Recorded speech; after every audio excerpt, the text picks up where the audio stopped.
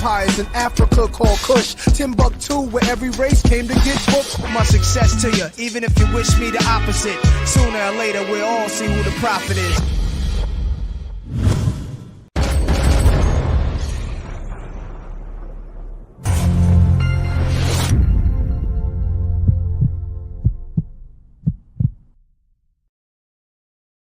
Achomi na jeli bojo kwe ni biane nyenko gotkushTV nyeyiradon. My name is Na Jeli Bojo Kwe, and right now you're watching gotkushTV. Thank you.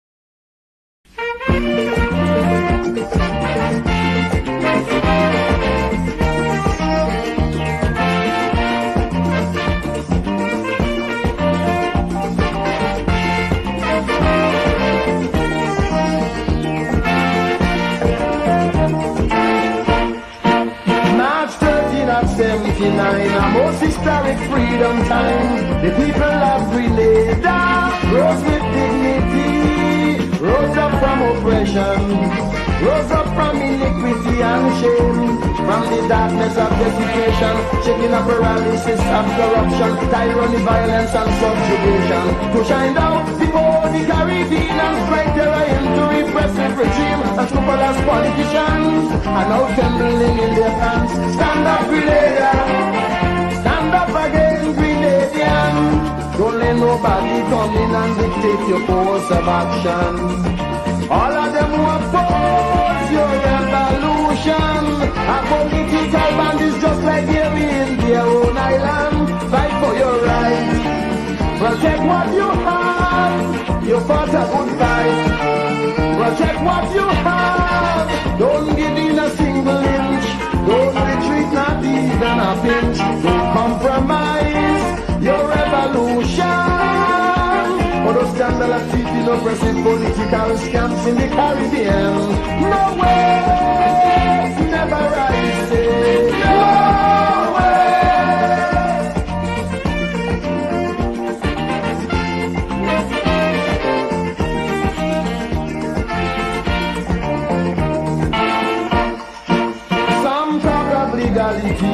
Constitutionality, but only to expose the hypocrisy. For if you examine the state of affairs in their land, you will find human rights violation, total disregard for the Constitution, complex political persecution, and a wave of sanctioned violence with the blessing of legislative criminals enforced by sadistic gangs. Just like the mongoose one. Stand up, Grenada! Stand up again, Grenadian. Don't let nobody come in and dictate your course of action. All of them who oppose your revolution are political bandits just like they're in their own island. Fight for your rights. Protect what you have. You fought a good fight now. Protect what you have. Don't give in a single inch. Don't retreat, not even a pinch. Don't compromise your revolution. For those scandalous people, oppressive political scams in the Caribbean. No way, never rise. No way.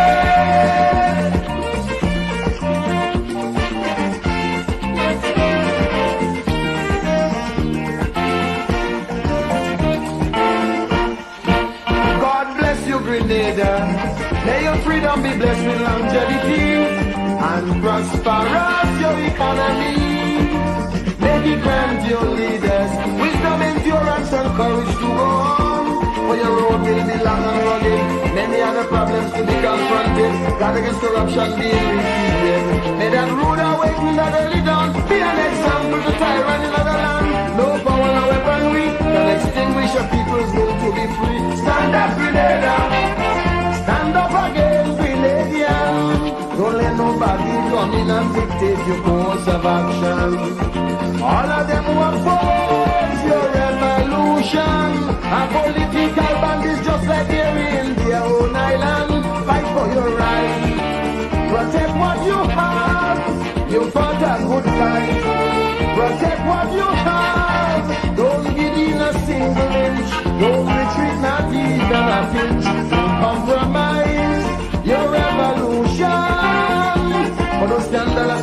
progressive political stamps in the Caribbean.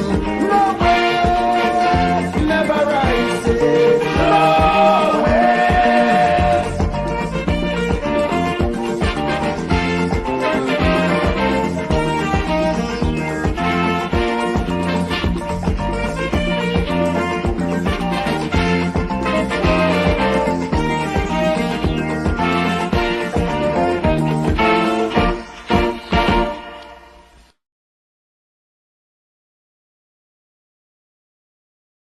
gotkushTV presents ShakaRa, The Future of Black History, a unique Black History Month online series exploring all dimensions of time as we chronicle the Black past, command the Black present, and empower the Black future.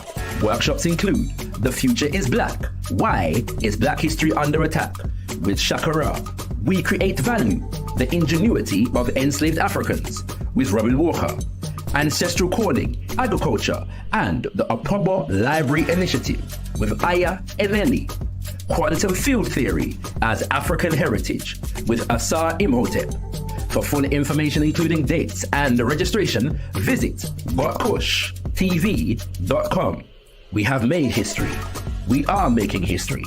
There is history still to be made. ShakaRa, The Future of Black History. A Black History Month series not to be missed.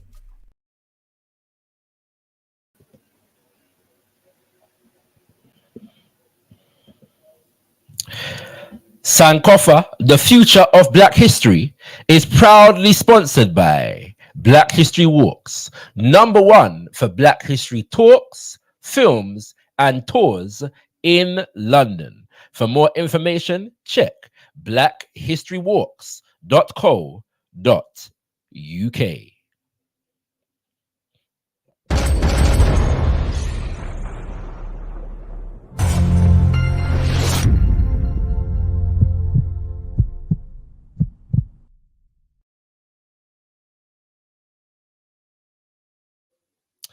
Tendai Mwadi, be thankful unto the Mother, Father, creative life force of the universe. Kudzai Mudzimu Mukuru, give praises unto our great ancestors. Abibi Tumi, Abibi Fahodi, African power and African liberation for all African people. Giving thanks, brothers and sisters, for you all being here this evening. We have a beautiful and powerful show scheduled for you today, and so we look forward to sharing it with you. Just a few housekeeping responsibilities and duties. Yes, indeed, do remember that it is currently Black History Month as observed in the United Kingdom, and so we as gotkushTV have the series ShakaRa, The Future of Black History, currently on stream. We began last week with a presentation delivered by myself, and tomorrow we are going to be blessed with the one and only, the Black History Man himself, Robin Walker, addressing the subject matter.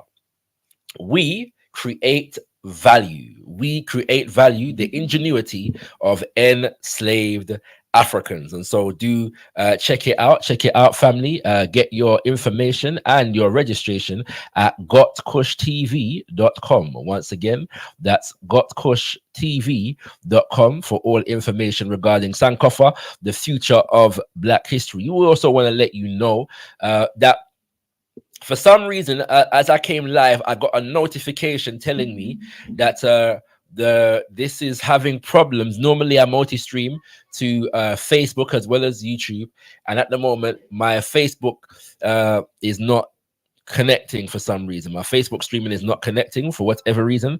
I'm not sure what those reasons are. But in light of that, an extra special request here. As you come through, please like up the video. If you like up the video, yes, please like up the video. And feel free to let us know where you're watching from also. And share far and wide. Yeah, please share the link to this video far and wide. Share the link to the video far and wide. Okay, so this is our regular ZIVANAYI spot. ZIVANAYI is a beautiful word spoken in the Shona language, which is mostly spoken in the nation of Zimbabwe, and it simply means let us get to know each other. And today and next week we are dedicating our show to Baba Maurice Bishop and the Grenada Revolution. Maurice Bishop and the Grenada Revolution. Okay, and so it's going to be two very important shows, family, and so I hope ones and ones are going to gain a lot from what we are going to go through. Okay, so the differences are that today we're going to be watching a lot of film footage, yeah, exploring a documentary that was put together in the midst of the revolution, looking at what the revolutionaries were doing among the people, with the people, and how Grenada was building a nation, yeah, among its people. And next week we're going to have a panel which are going to delve into some issues, yeah, and so today, we're mainly going to be celebrating and observing and acknowledging the achievements of the revolution and what they did. Yeah. Now, this is a very painful chapter of African history, in the Caribbean in particular, in a lot of respects, because of the fact that how the revolution imploded. Yeah. And so we're observing this at this time because this month, yeah, specifically the 19th of October, represents the 40th anniversary of the assassination of Maurice Bishop.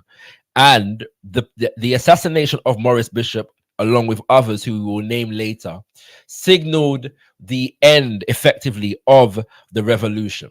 Okay, it was an implosion which was followed by an American invasion, and any hope of salvaging the revolution effectively died, yes, with the American invasion of the nation of Grenada. Okay, and so it's very important that we take note, yeah, of this history. Okay, take note of this history and learn the lessons that we need to learn from it. Yeah. Now, having said that, many people know very little about the Grenada Revolution. All right. Them don't know little or nothing at all, yes, about the Grenada Revolution. And so those that do know a thing or two mostly know about it through the lens of the assassination of Maurice Bishop and the implosion of the Grenada Revolution.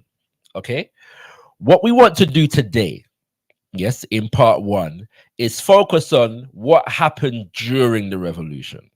Yeah. What happened in the midst of the revolution? Okay. What did the people of Grenada and the revolutionary government of Grenada achieve in the midst of the revolution? All right. That's what we're going to focus on today. There are a lot of complex issues regarding the implosion. We'll get into that more next week. All right. So for those who want, we're going at that.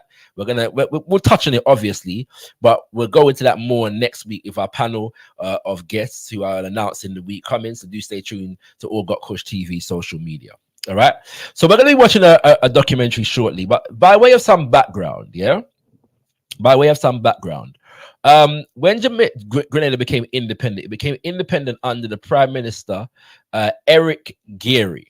Okay, and Eric Gairy was a very popular trade union leader at one point, but went on to lead a very, very oppressive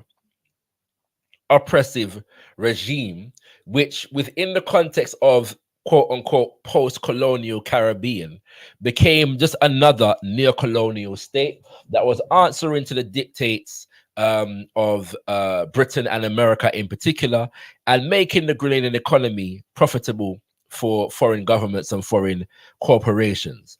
He was also very repressive to the citizens of Grenada, and this is manifested primarily through a paramilitary unit, yeah, that he developed called the which was called and referred to as the Mongoose Gang. And basically, this unit used to effectively terrorize, yeah, the Grenadian population and ensure that Eric Gairy remained in power. Okay, Maurice Bishop, who becomes the prime minister of revolutionary Grenada himself, yes, was victimized and often beaten up and imprisoned by Gairy's forces in Grenada. But his own father was also a victim of the Mongoose Gang, because Maurice Bishop's father, Rupert Bishop, was killed, yes, by this particular paramilitary unit, yeah. And so along with election rigging, along with basically a whole heap of corruption within the realms of the government that led to many issues such as gross underdevelopment, mass illiteracy in the nation, and a significant issue that became among the younger generation, there was a significant issue of underemployment. Unemployment levels rose to over 30%, yeah, for the younger generation alone, okay, within the nation. And so there are many Grenadans who began to organize against the government of Eric Gairy. So many different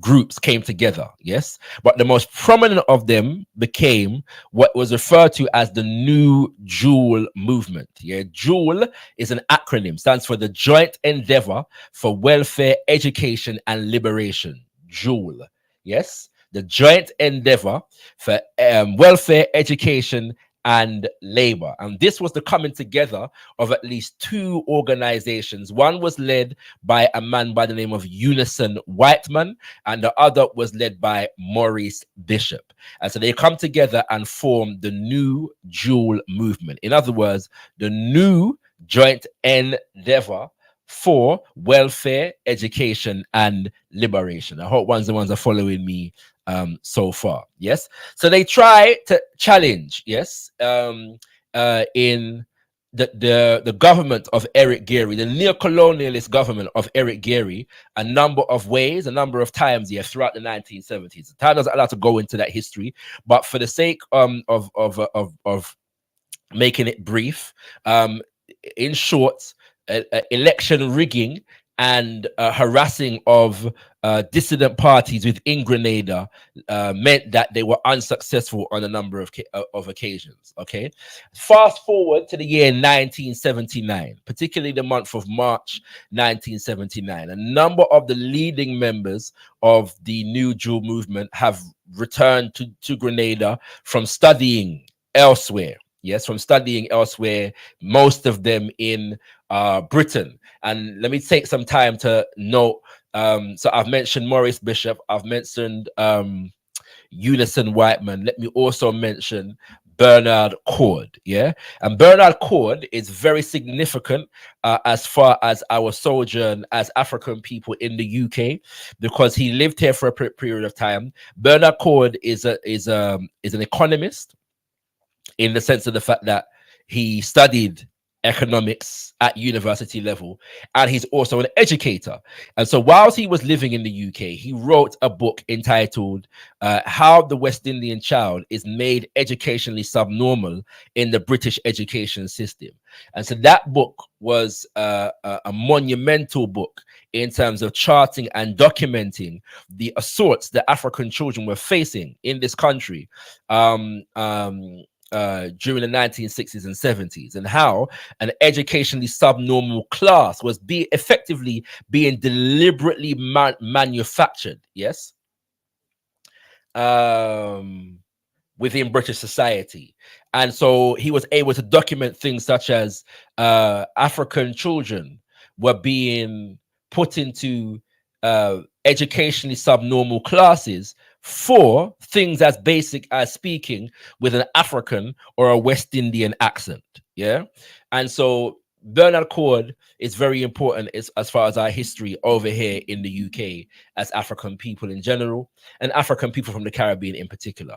Maurice Bishop also studied over here for a period of time. His speciality was law. And so, yeah, as I was saying, a lot of the leaders of the New Jewel Movement now are back in Grenada in 1979, and they're mobilizing among the people, they're organizing among the people, and developing and generating a lot of popularity among the people, and challenging the corrupt and the neo-colonial government of Eric Gairy. And so they receive a report, yeah, sometime in February or March, yeah, 1979, that Eric Gairy has put out a warrant for the arrest of the entire leadership of the New Jewel Movement. Yeah. Prior to this point, it was known that he had been building some underground dungeons, yes, under the police stations, under the prisons, within Grenada. And it was said that these prison cells were for, well, at least some of them were to house the leadership of the New Jewel movement. And so this movement had also developed a paramilitary wing called the People's Revolutionary Army. Yes. And so they began to deliberate about what they should do about this report. And they decided that they were going to move to take over the government, okay, which they did on the day of the 13th of March. And those who are listening to the intro music, and by the way, I should have said this before, so forgive me. If you were here for the intro music was a song called Viva Grenada, yes, by a Calypsonian called King Short Shirt. King Short Shirt. Go check out them tune there. And me don't know where the Calypsonians get for them name from.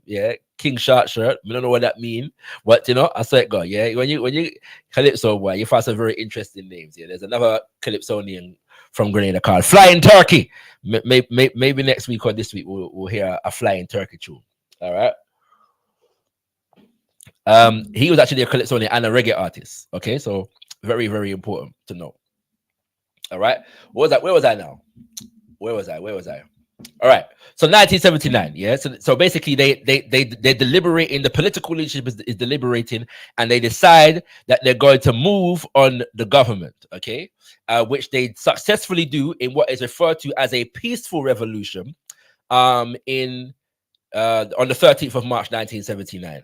It's called a peaceful revolution because of the fact that hardly anybody was harmed. In fact, there was only one casualty. Yes, only one person died as a result of this takeover of the government. Okay, and they proceed to establish the People's Revolutionary Government of Grenada and institute a number of policies aimed at developing the nation. Okay, that's a brief, very brief, explanation of the history, and we're going to get into the documentary in 2 minutes. Safe to say, two very important pieces of context.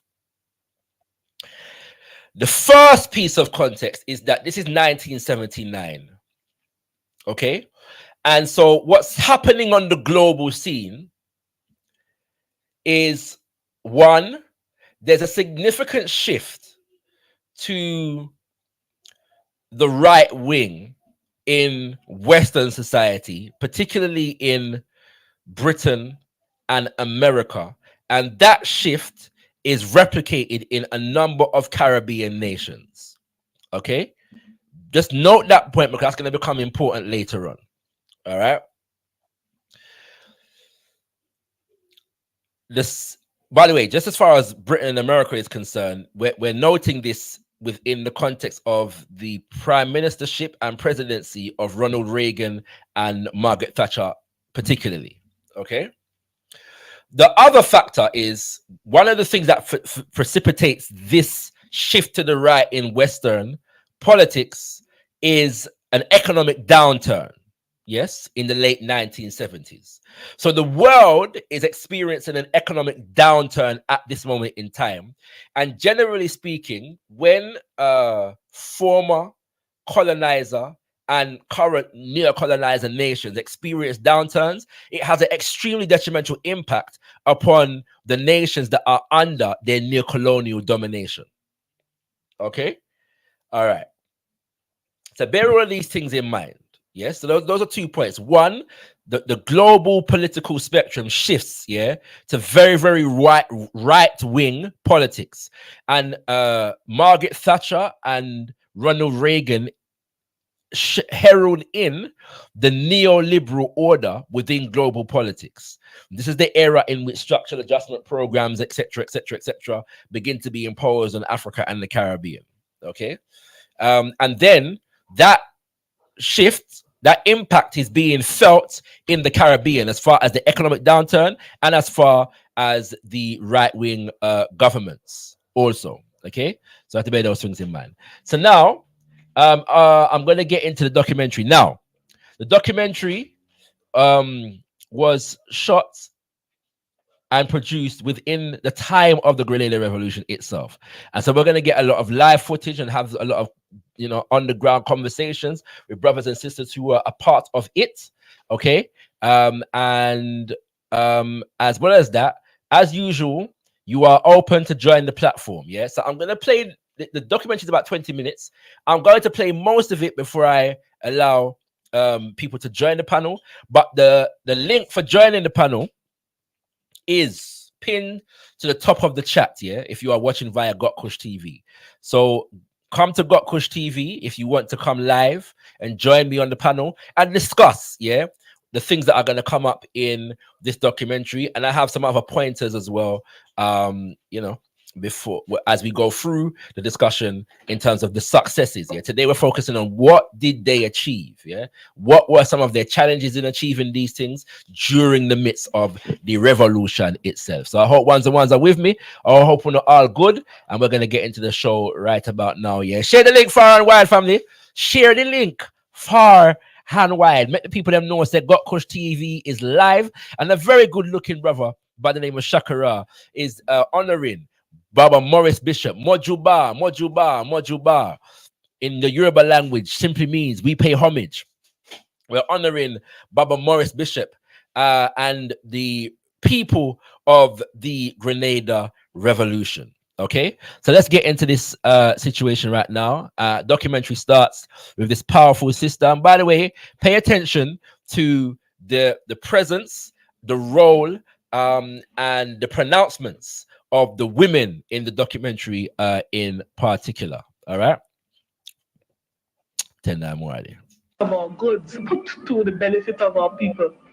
The whole question of agro-industrial development, the whole question of our people looking into our culture, our identity, studying our history to see how we can change this process, how we can start holding what belongs to us within our country for our own development. And we see development coming into being within our country. Minister of Finance Bernard Cord explained the significance of the new agro-industrial plan at the first international conference in solidarity with Free Grenada. With 400 years of private sector in Grenada and 400 years of 8 million pounds of mangoes falling on the ground and rotting on trees throughout Grenada, it took the PRG to take those mangoes and to can and bottle them, put mango slices, mango juice, mango nectar, nutmeg jelly, tamarind juice, tamarind nectar, and all the other ranges of fruits and juices. All of them, first of all, researched, developed, perfected, and mass-produced by the People's Revolutionary Government after 400 years of private sector.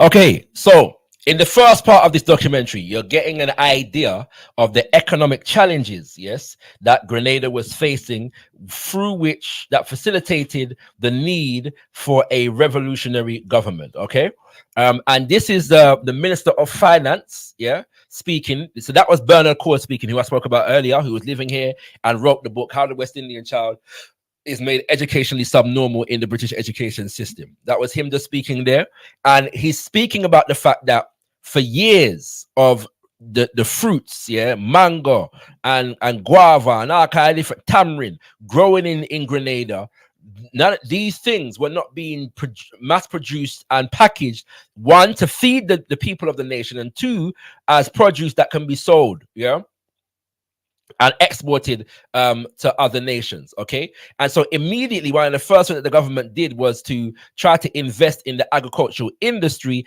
in order to allow it to be more productive in that regard. Yeah, and we're going to get a few examples of other ways in which they did this with other industries going forward.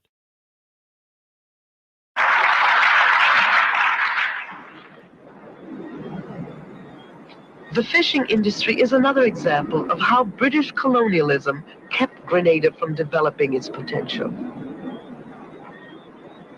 Since the revolution, the PRG has acquired a modern fishing fleet, and men and women are being trained in fishing techniques at the new fishing school.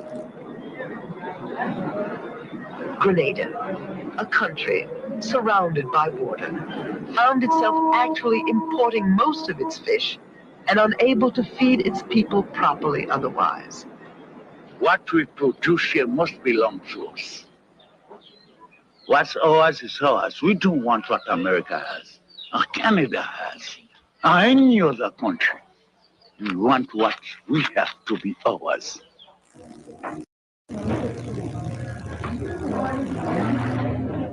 I am responsible for coordinating food and nutrition programs throughout Grenada, Calico, and Petit Martinique. What we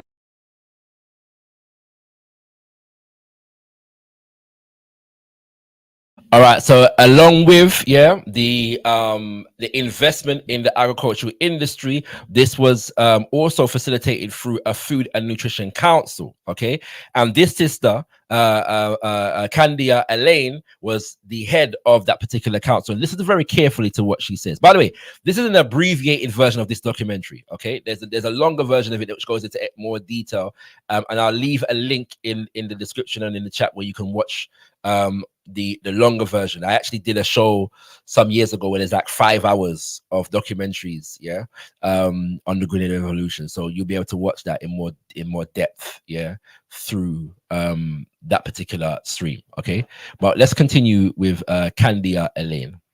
We have done since we started is to initiate a system of nutrition assistance to each parish.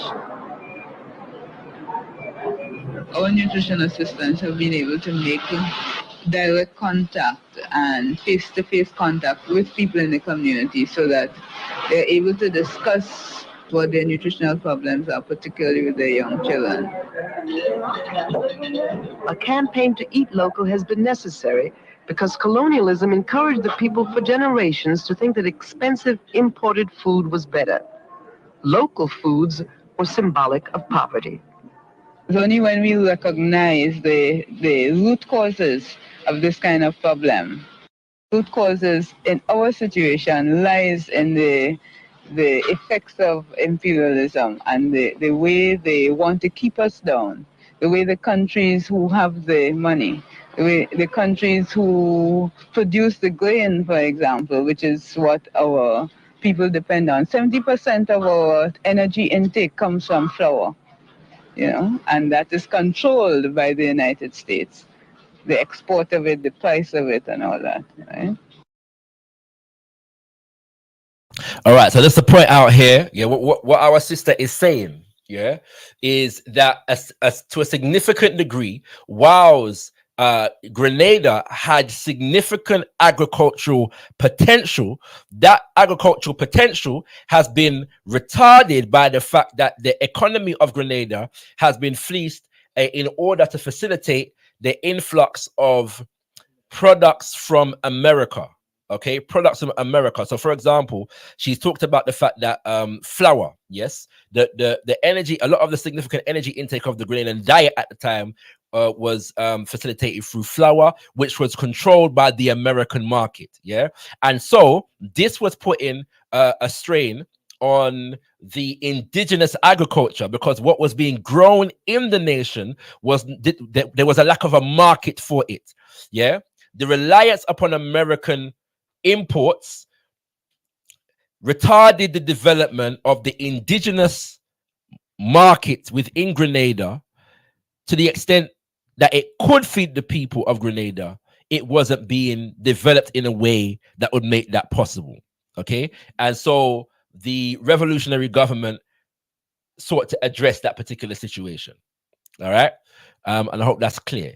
By the way, at gotkushTV in the chat, if you have questions, or comments that you want me to read out, please at gotkushTV in the chat. Please, once again, at gotkushTV in the chat, because a lot of personal and in between conversation goes on, which is all well and good. That's beautiful. But if you would like me to read your comment, please at gotkushTV, and I will definitely read it out. Once again, I encourage you to share the link to this video far, far, far and wide, and let the people know this conversation is going on.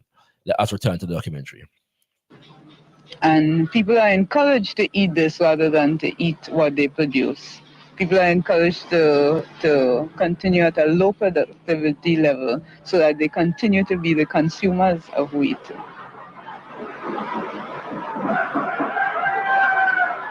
The Caribbean is seen fundamentally, or Latin America is seen fundamentally, as a collection of banana republics. Our people are not respected. Our sovereignty is dismissed. In fact, some people see us as Neanderthals. Such arrogance has always characterized the U.S. involvement in the Caribbean. The more than 200 interventions made by the United States, military interventions, since the 1790s, more than 100 of those interventions have been in the Caribbean. 100 of those since the 1790s interventions made. The more than 200 interventions made by the United States, military interventions, since the 1790s, more than 100 of those interventions have been in the Caribbean.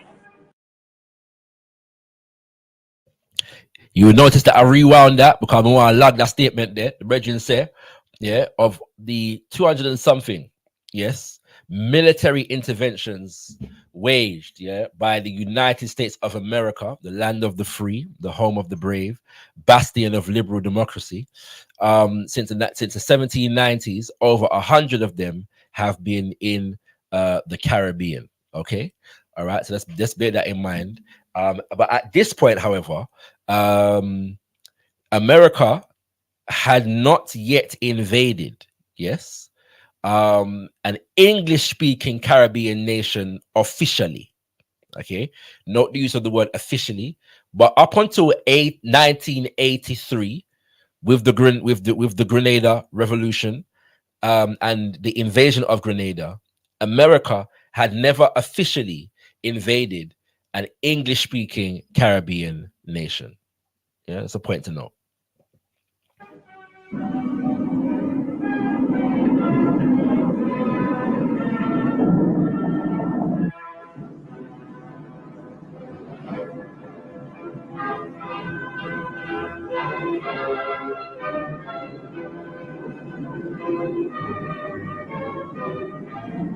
So right now we're just listing some American interventions in the Caribbean and Latin America.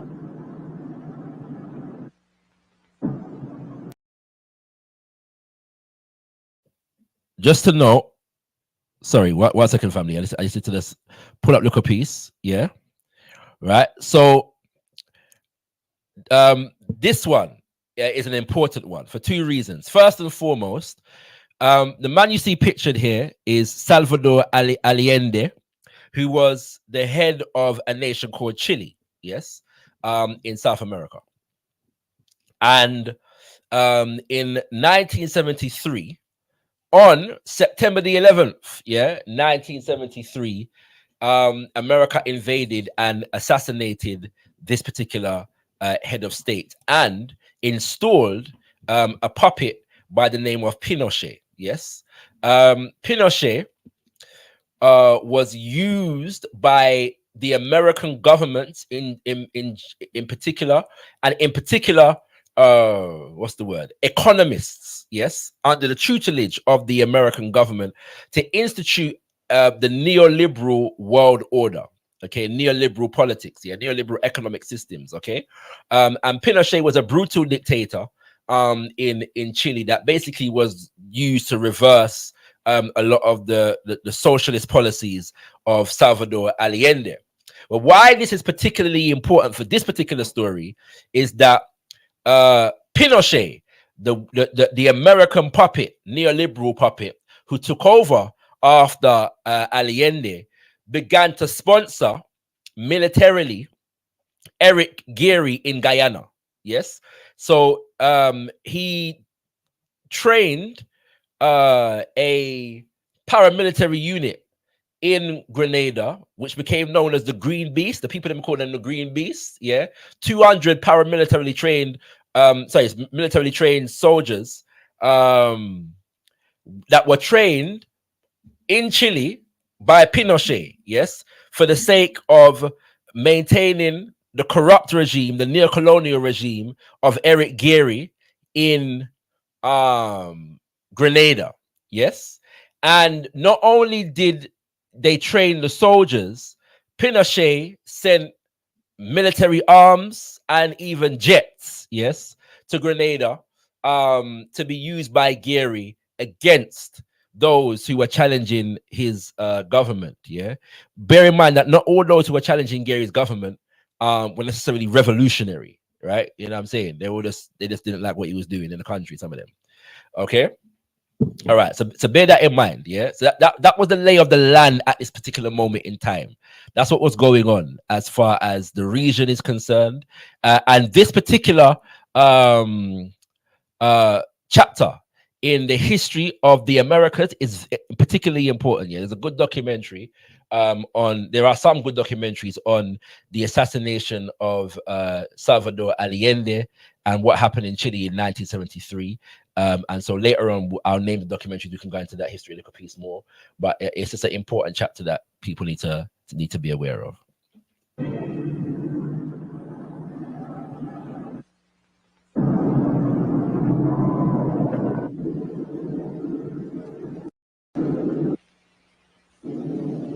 All of these actions have been taken under the guise of fighting the spread of communism and defending the region for U.S.-style democracy.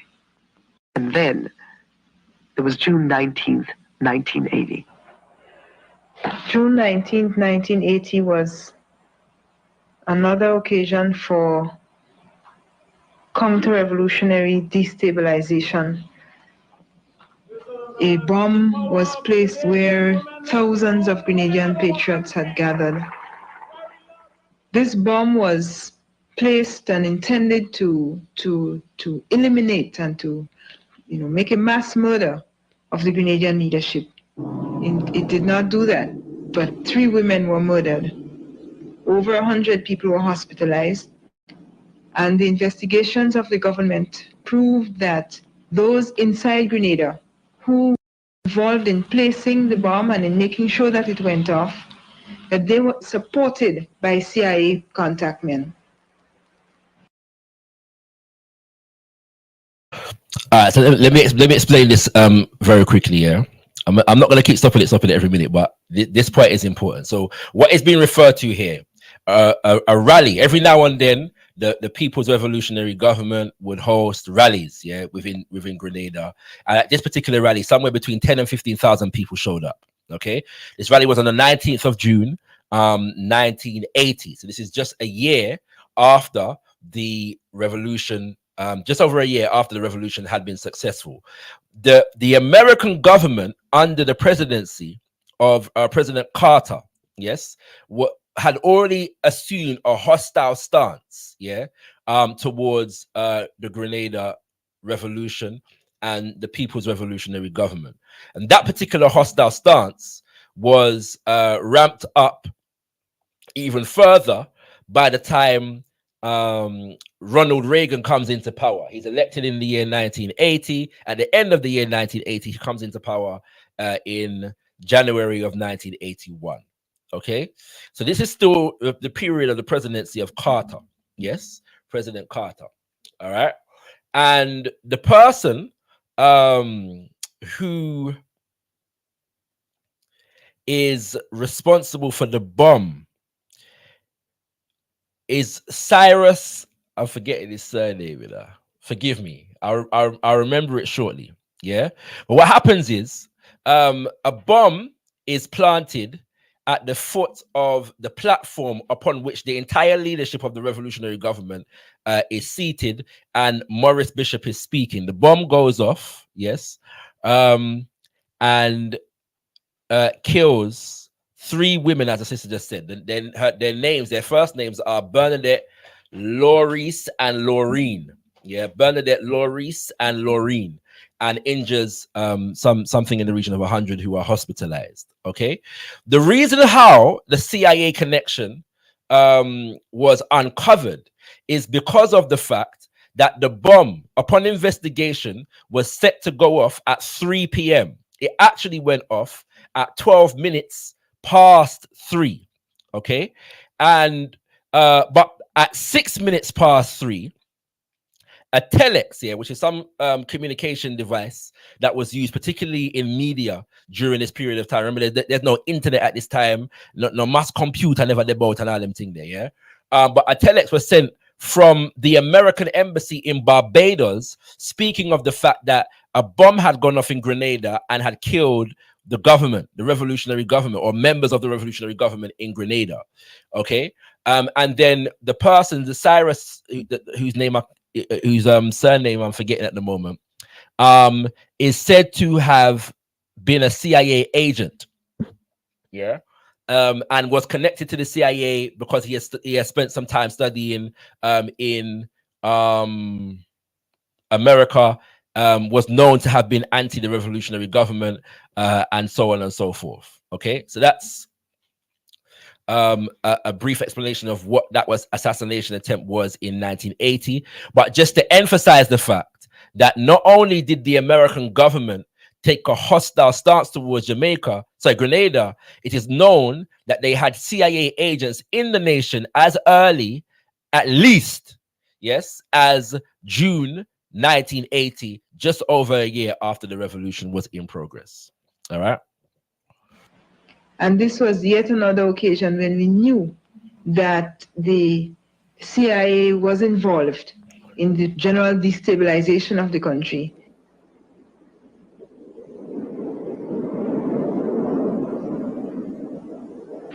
On the small island of Grenada, at the southern end of the Caribbean chain, the Cubans, with Soviet financing and backing, are in the process of building an airfield with a 10,000-foot runway. Grenada doesn't even have an air force. Who is it intended for? So that's the voice of Ronald Reagan. And basically the American government began to ramp up a lot of propaganda against the revolution. One of the major points of propaganda is that Grenada was trying to develop an international airport. At this time, Grenada did not have an international airport. And as I've already said, they were investing in their agricultural industries, and they wanted to expand their tourism sector. And so an international airport, for obvious reasons, was an important development for this reason. And an international airport had been proposed from years before. The people wanted the international airport. At this point, you could not get direct flights to Grenada. You had to stop off in like Trinidad or Barbados. I think mostly Barbados at this point, to get into Grenada. So the people definitely wanted an international airport to solve these many problems. The one piece of context that I didn't put into the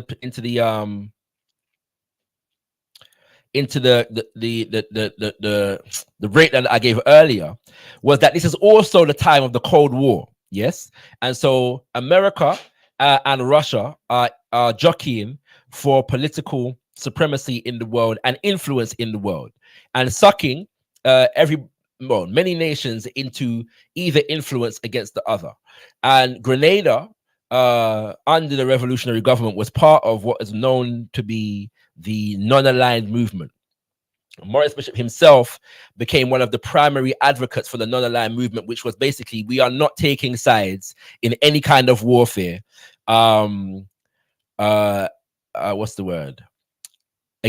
Between America and Russia. Okay, so that's an important point to note. So when you hear Ronald Reagan speaking here, what he's doing is putting out the propaganda that the international airport that Grenada is trying to build is designed to facilitate Russian, as allied with Cuban, invasion of America, of the United States of America. That's the propaganda that they're putting out there. All right, there's more to be said on that, but we'll get to that later on. The Soviet-Cuban militarization of Grenada, in short, can only be seen as power projection into the region, and it is I have talked with appropriate Navy personnel as well as Air Force personnel who stated unequivocally to me in direct response to questions raised. And their statement was that there is no military significance to this airport on the island of Grenada whatsoever. The problems in that region of the world are economic, political, and social and economic. They have to be solved in that context. These are not military problems. The present airport is too small for cargo planes and for jets, making it inadequate for meeting the needs of Grenada's agricultural and tourism sectors. Right now, a lot of people are complaining we struggle to get to Grenada. And when we have our airports, we won't have that problem anymore. People will be able to leave the States, Canada, wherever they're from, and fly direct here. It'll be much easier for them. Tourism is second to agriculture as Grenada's source of foreign exchange. The State Department actually contacted travel agents and told them that the government would not be responsible for the safety of U.S. citizens who visit Grenada. The new airport will have a 9,800-foot runway, which is a minimum standard length set by international aviation authorities for the landing of jets. Private firms from the United States, Britain, and Finland have performed major parts of the construction work, but by far the greatest assistance in both funding and construction has come from Cuba. It would not have been possible without the help and assistance of the Cuban. Long live Cuba-Grenada friendship. Despite Grenada's progress, the United States continues to spread misinformation, not only about the new airport, but also about human rights within the country.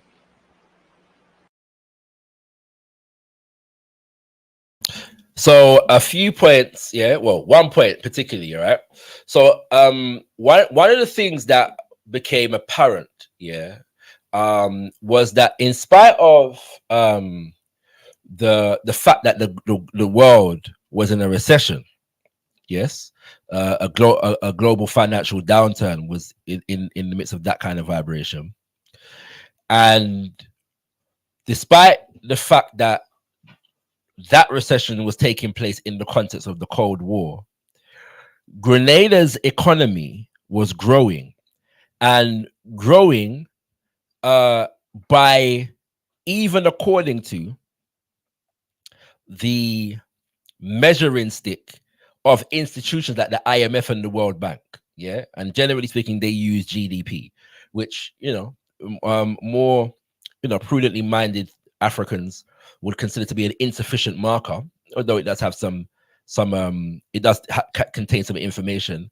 as far as, you know, the markers that it uses, but it's an insufficient marker for measuring development, depending on how you define development. But even according to those markers, Grenada's economy was growing.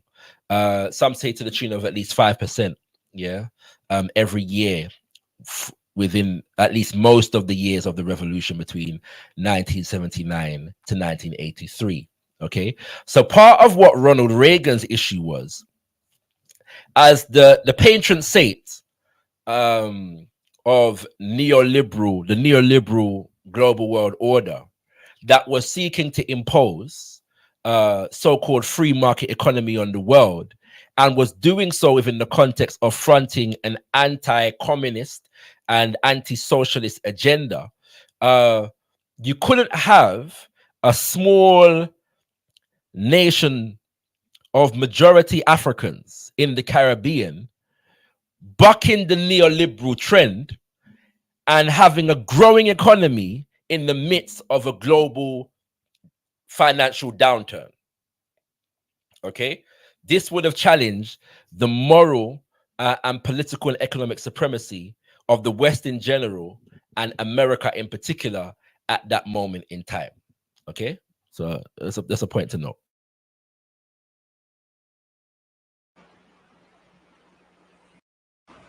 We have to struggle as people who are being destabilized every day to get people out there to understand.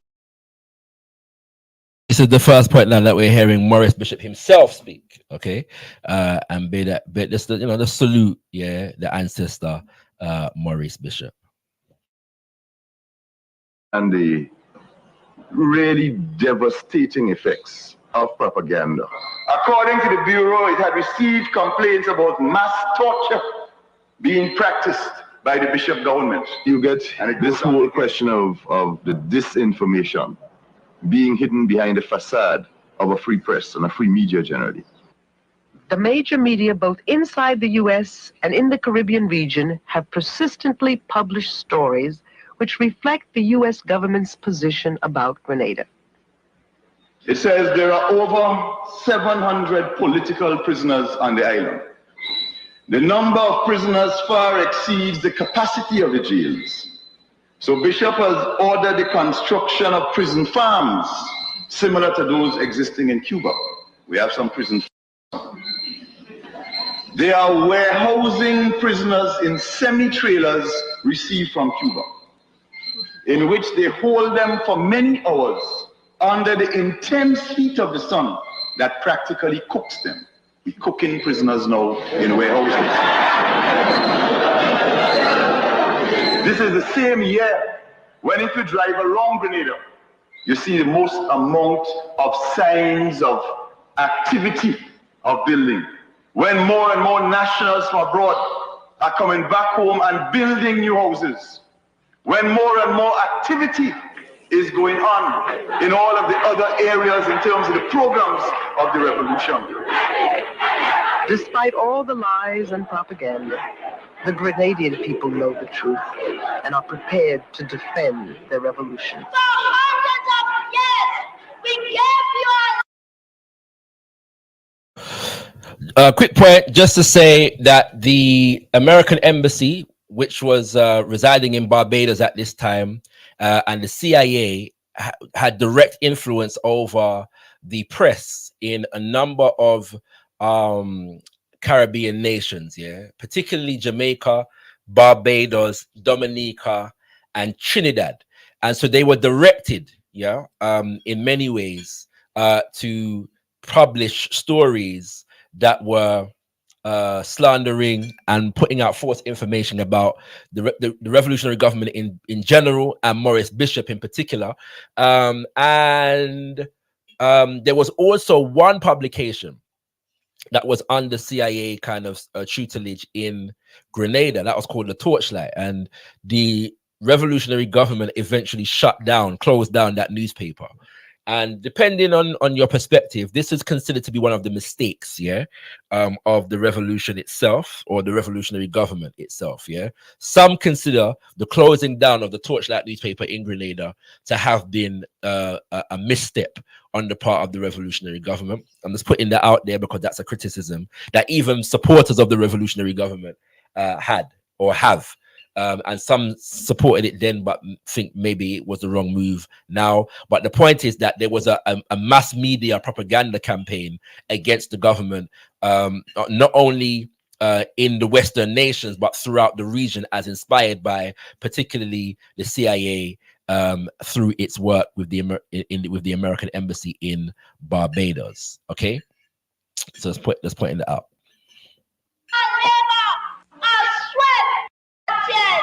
True. I think you are very rude to answer me like that. Mr. Imperialist, I am not rude. It is just that I'm fed up with your domination. Why won't you leave me alone? I want to survive in peace. Why do you keep on troubling my economy?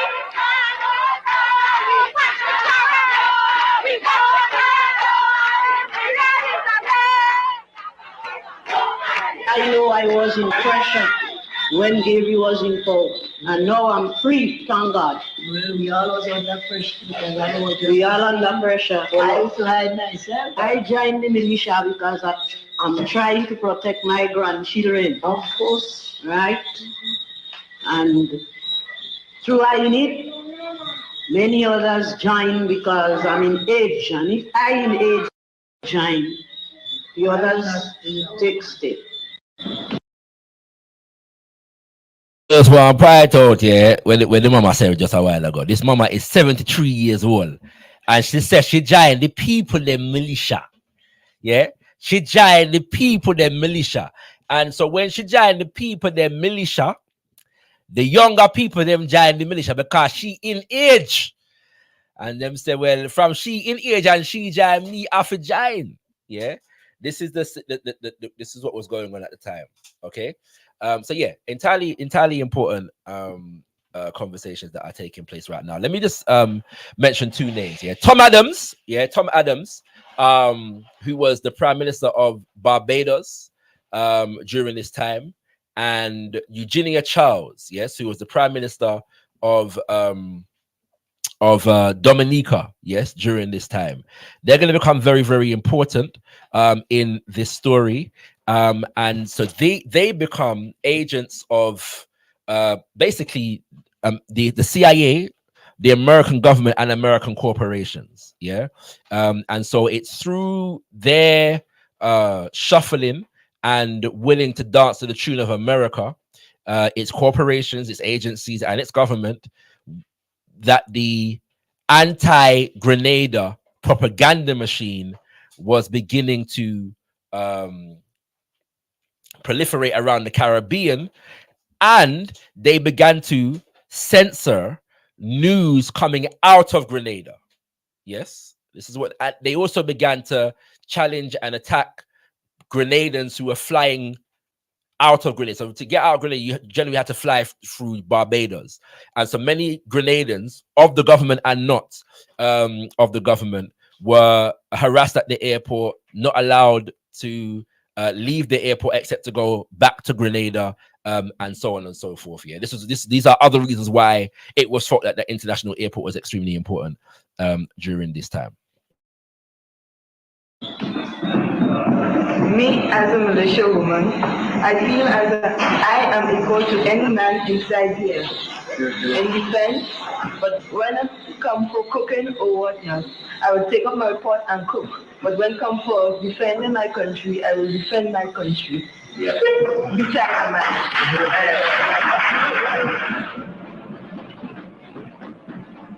We in Grenada here, through the in solidarity with the people of El Salvador. Our revolution was the first revolution in the history of the English-speaking Caribbean. Our revolution came out at a time when the people of the world were up in arms about the oppression, when the people of the world were fearing dictators.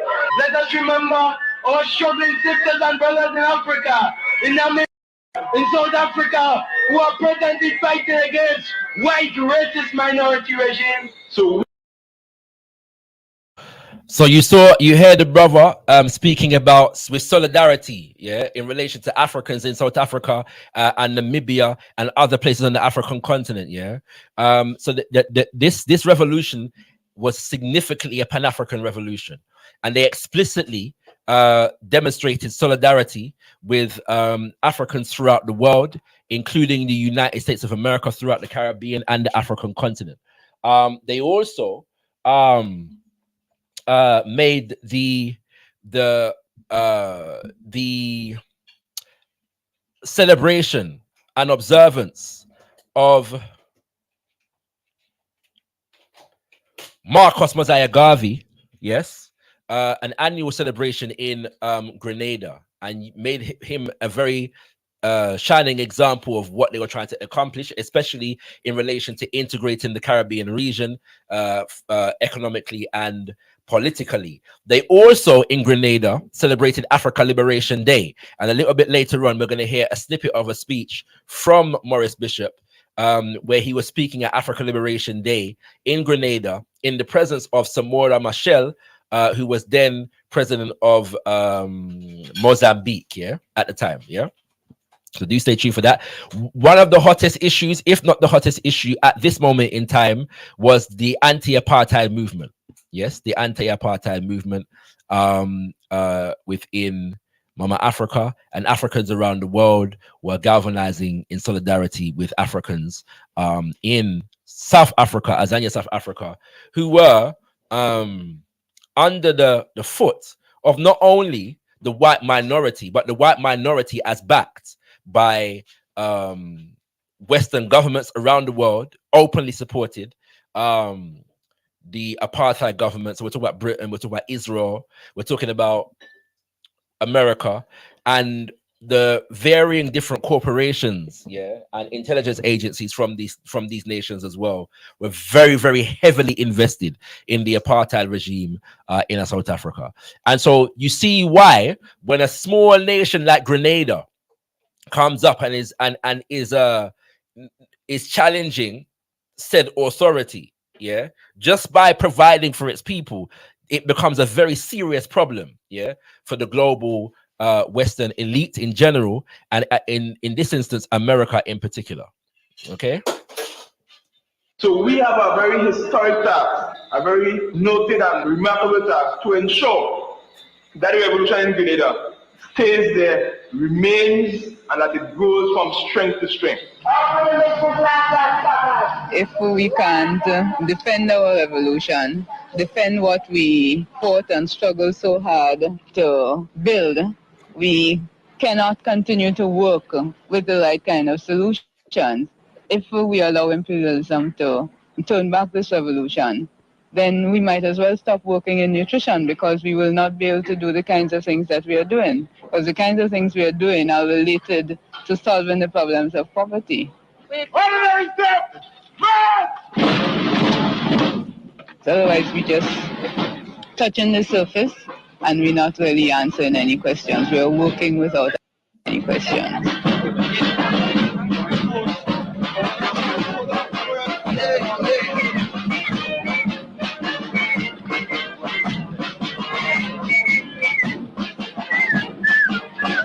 The United States has stated that Grenada is not democratic because we do not have elections. Our history of electoral rule under the Gary dictatorship did not give our people a chance to have a say in the day-to-day running of Grenada. Previously, we had elections once every 5 years. Now with the new democracy, the new grassroots democracy, where the masses comes in the organizations and meet on a weekly or monthly basis and discuss a problem in various parts of the country through the mass organization as different, where only 15 men used to discuss the problems of the people before. Comrades are in favor of the rules as they are presented, and comrades vote using the cards, right? Comrades are against, any against, they show by raise of hand using the new democracy, the grassroots democracy, everybody will discuss the problems of the country through the mass organizations, in the various groups in the villages, and then on the parish level and nationally. Any force that is really healthy, whenever it's all right, I'm a break down exactly what he was just saying in a bit more detail in a while, just so it's more clear in people's head what he's actually saying. Okay, but to cut a long story short, for now, the revolutionary government with the people created a number of organizations through which to hear and channel the voices of the people and the energies of the people in the development of the country. Remember, this is the period between 1979 and 1983. It's only 4 years, okay? And so one of the criticisms of the government, mostly by people who are against the government, but also some people who are for the government, criticized them on this front, which is the fact that they didn't hold any elections. Yeah. Now, this is a very interesting point. Me personally, on my first personal note here, don't really care, right? About that, because of the fact that the election cycle within Western democracies is really window dressing. It's a window dressing exercise, and so calling an election within that 4-year period would have been an act simply to appease via, symbolic demonstration those, developed sensibilities that hold government to Western, particularly Westminster standards. Okay. What the revolutionary government was doing in action was creating an infrastructure whereby the people's voices could be heard and channeled consistently. Okay. So when you weigh it up against you know, an election,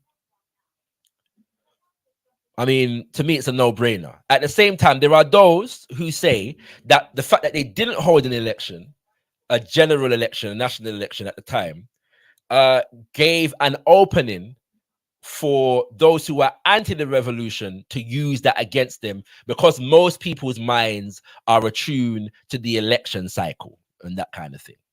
Okay. And so, as you saw in the video, yeah, there was a voting process in train in the video. Okay. And so it suggests that elections and representation was constantly being engaged on the grassroots level in relation to various different issues. But that doesn't matter, because the propaganda, yes, the illusion of Westminster democracy says that marking X on a box every 4 years, yeah, is the demonstration of a robust, yeah, democracy. Putting aside the fact for now that Britain and America in particular at this point are openly funding, backing, and ensuring the sustenance of dictators all around the world. Yeah. Pinochet, we've already mentioned. Yeah. For nearly a decade at this point, is being sponsored by America. Known dictator. Mobutu in the Congo, yes, at this point has been sponsored by America since 1965. Yeah. And Britain, yeah, and their corporations since 1965. In fact, when the people of Congo rose up, yeah, yeah, to get rid of Mobutu, the American government sent its military to save Mobutu.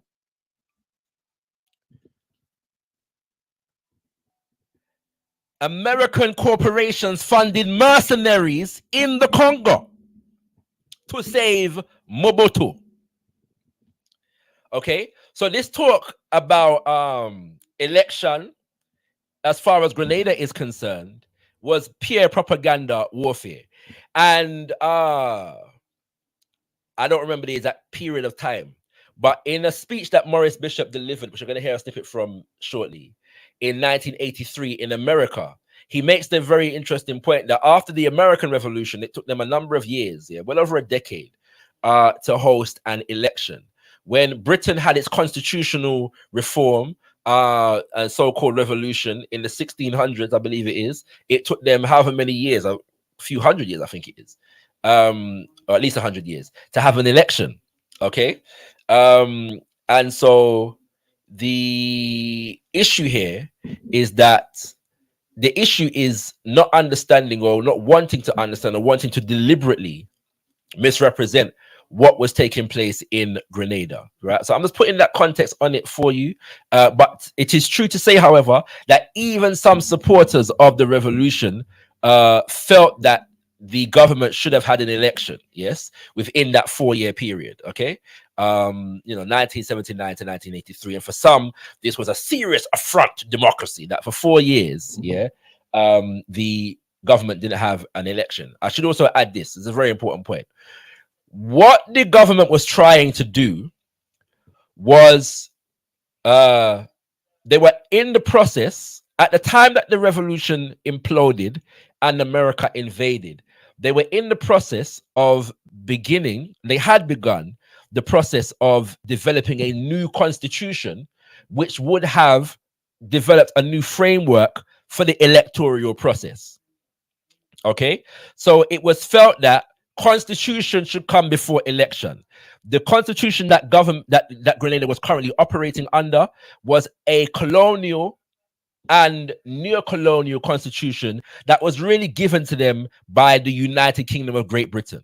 So that's why they suspended the constitution when they came to power, because it was a colonial constitution.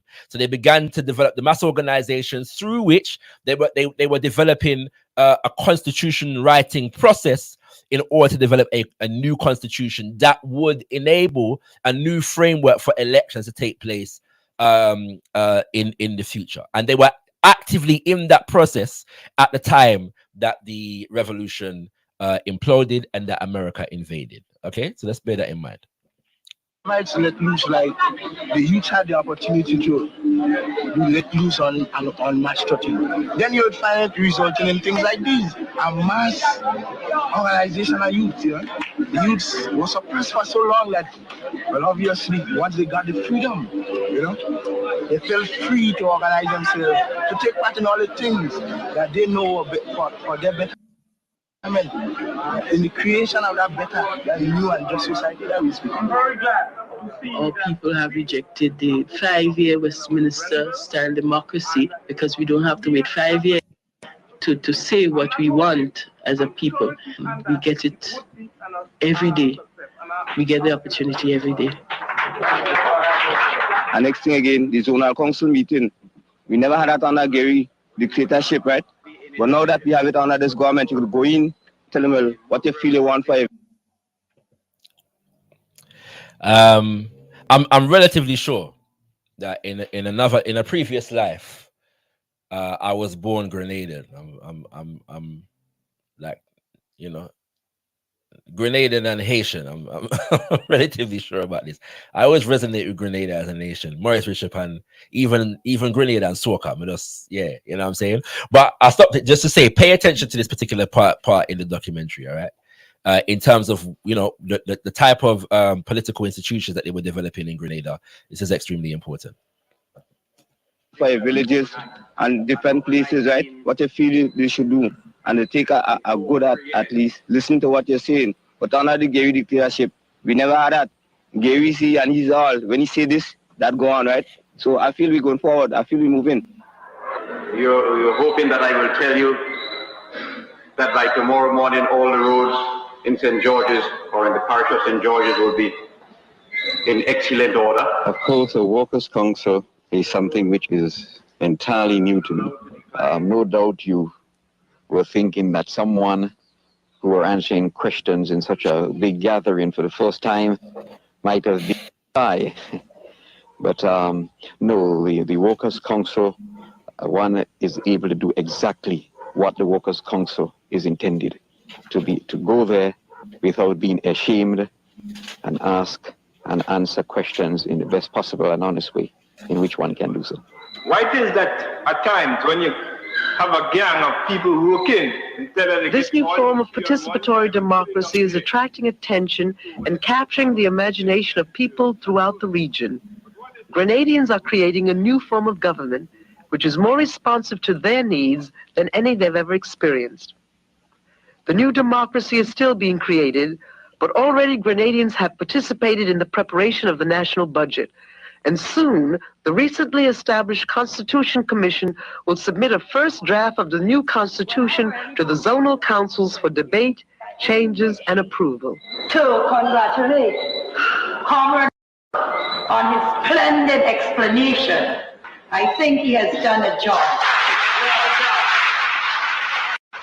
There is no other country in the English-speaking Caribbean where on any night, in any part of their country, you could find a permanent secretary trade and a budget officer in the Ministry of Finance, together with ministers of government who come forward and report to the people and present themselves for scrutiny. No other country.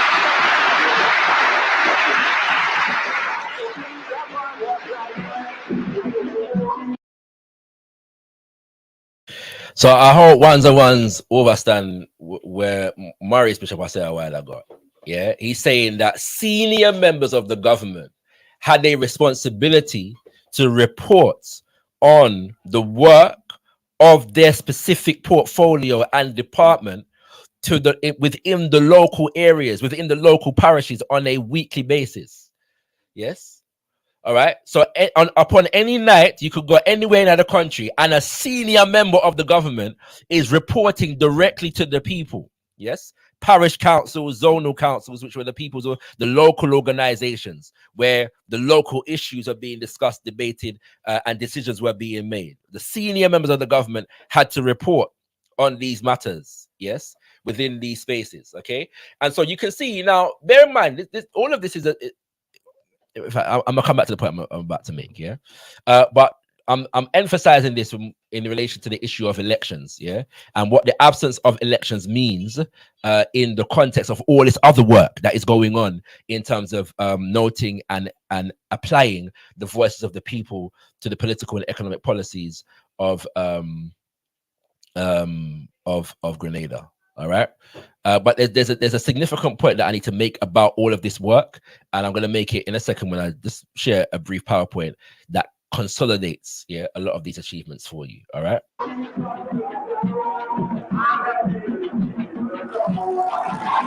Long live friendship, solidarity, and cooperation among the people of the world.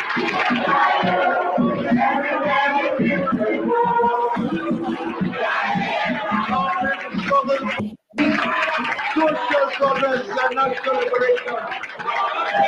Long live the Grenada Revolution. Long live the fighting people of New Grenada. Whatever. Thank you very much, and a very pleasant good evening to you, comrades.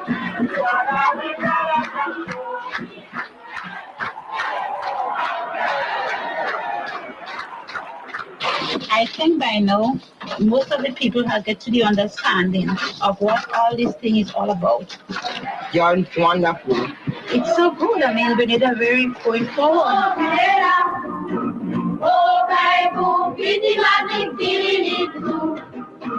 Oh, Grenada, oh, Grenada, oh, Kaibu, feeling it too. Whenever you are in action, we're starting to plan to bring about a revolution.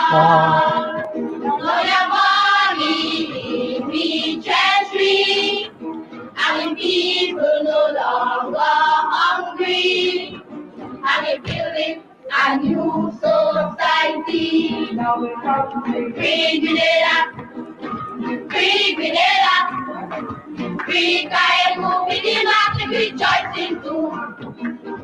Free Grenada, free Grenada, free Kaimu, we did not rejoicing too. All right, I have to play that tune there because I love that tune, you know what I mean? Okay, so the link is in the chat, family. The link is in the chat. You can feel free to come through now. While you're doing that, I'm going to share one or two more things and set Imhotep. I've seen your message. Give thanks. Once again, if you want your message to be read, I should read it. So Imhotep said, I got come through in 25 minutes. So we look forward to that. And so yeah, if you want your message to be read, please at gotkushTV, please at gotkushTV. Man, now reading the message when the at gotkushTV, please, yeah, at gotkushTV. So I know if you are speaking directly to me and you want your message or your question or your comment read out, or whether you're just speaking to somebody else in the chat.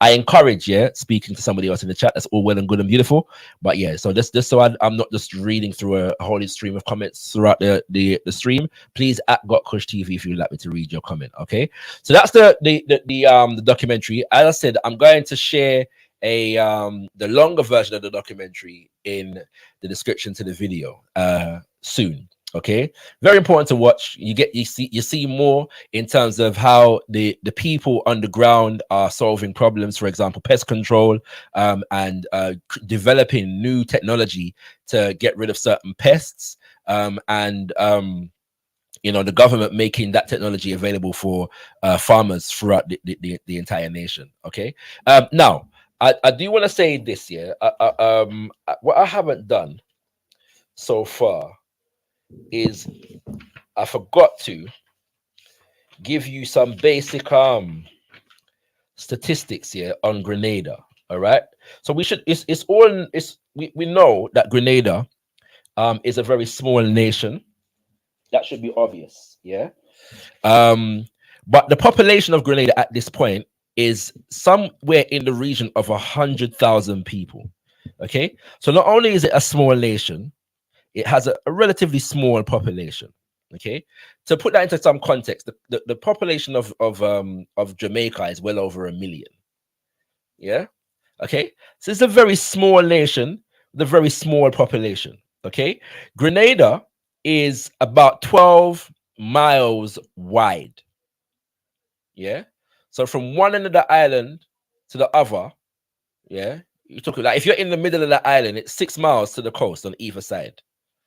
Yeah, widthwise, not lengthwise. I can't remember the mileage lengthwise. Okay, so putting this in the context to note, yeah, that this small nation was considered a threat, yeah, to the American government. All right, and so within that context, let me just share my screen quickly. So a lot of things were said in the video. I want to consolidate them within a few slides here, just to note some of the achievements here of the Grenada Revolution. Let me see.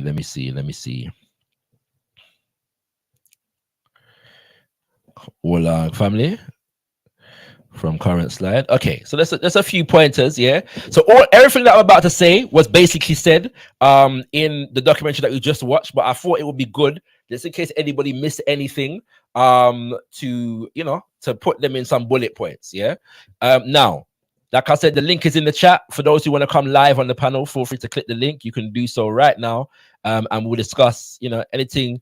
Feel free to add to, yeah, whatever has been said.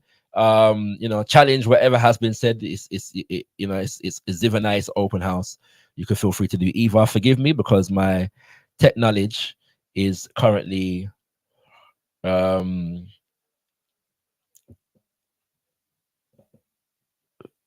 functioning for some reason. Lord of mercy. We're gonna get there in a second. So I'm gonna play this, and then I'm gonna play a snippet of Maurice Bishop speaking at African Liberation Day. Then we're gonna get into the discussion. So I'm gonna play this. I'm gonna just speak to this very quickly. I'm not sure why this thing I take long. All right, bear with me, family. Bear with me. We're getting there.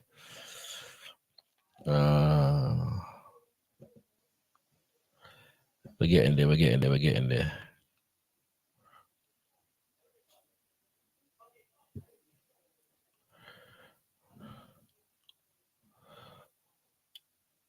At least I thought we were getting there. Lord of mercy. Not sure what the problem is here. Okay.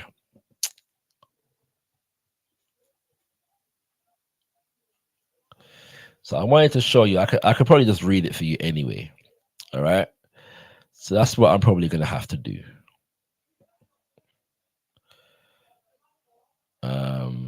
Or hold on.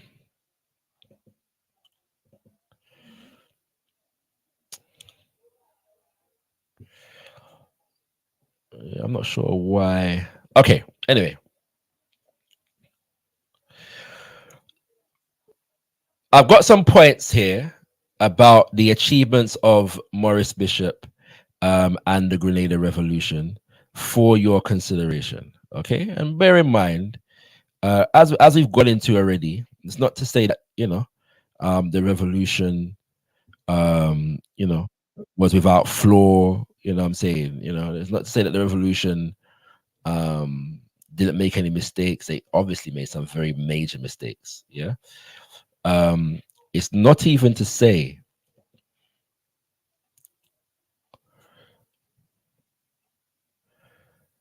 I personally agree with every point, but it is to say that they did achieve some things. Yes, some things that are very important for us to understand and note, yeah, in today's world. All right. So we're going to do that right now, hopefully, when my screen decides to function.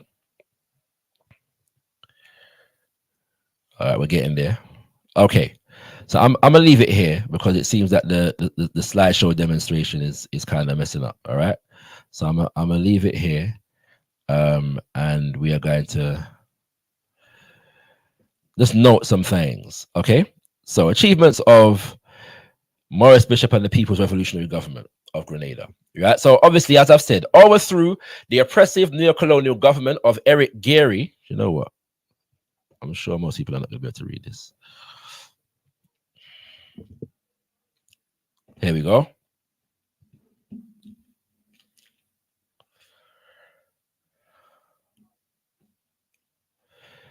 Bear with me, family. Link is in the chat. Link is in the chat. Okay. overthrew oppressive neocolonial government of Eric Gary via a peaceful revolution, abolished the constitution, which I've already explained, given by the British, and declared the People's Revolutionary Government in March, specifically March the 13th, 1979. Maurice Bishop became Prime Minister. The first laws that they passed here were laws against the sexual exploitation of women in the workplace. Okay, these are among the first laws. Yes, in fact, Maurice Bishop says it's the first actual policy that they passed. It was a significant issue in the nation, and I'm reminded of Baba Thomas Sankara. Yes, who did something similar. Yes, in the nation of Burkina Faso later on in the decade of the 1980s. Okay, developed zonal councils, parish councils, worker parish councils, and farmer councils as mechanisms of participatory democracy. Yeah, so this is the terminology that was used by the people and the government in describing what they were engaged in as far as the development of these different institutions. Yeah, so you had various different councils that represented the different zones of Grenada, the different parishes of Grenada, and the laborers, yeah, the working people, yes, within each parish. Yeah, and then a separate one for the farmers because of the nature of the importance of agriculture to the development of the nation. Okay, so they had a farmer council as well, as mechanisms of what, again, participatory democracy. So these are the institutions that were meeting on every so often. These are the institutions that the senior members of the government had to report to. These are the institutions that through which the voices of the people was being heard and taken into consideration. These are the institutions through which the budget, the national budget, yes, was debated and discussed within the zone councils and the parish councils and the worker councils and so on and so forth. And those what the findings of those discussions on the local level were taken into the government policy. Yes, and so that is why, for example, the issue of the fishing became important, because the fishers, yeah, were saying basically, look, our industry is being cut down by, you know, foreign imports. Yeah, the same for the people that are growing the yam and whatever else, right? The flour from America is killing our local market, and not only is it killing our local market, it's more expensive to import flour from America than it is to feed the Grenadian people from what we're growing in Grenada. So it's even an extra cost, yes, on the working people, etc., etc., etc. That's why, the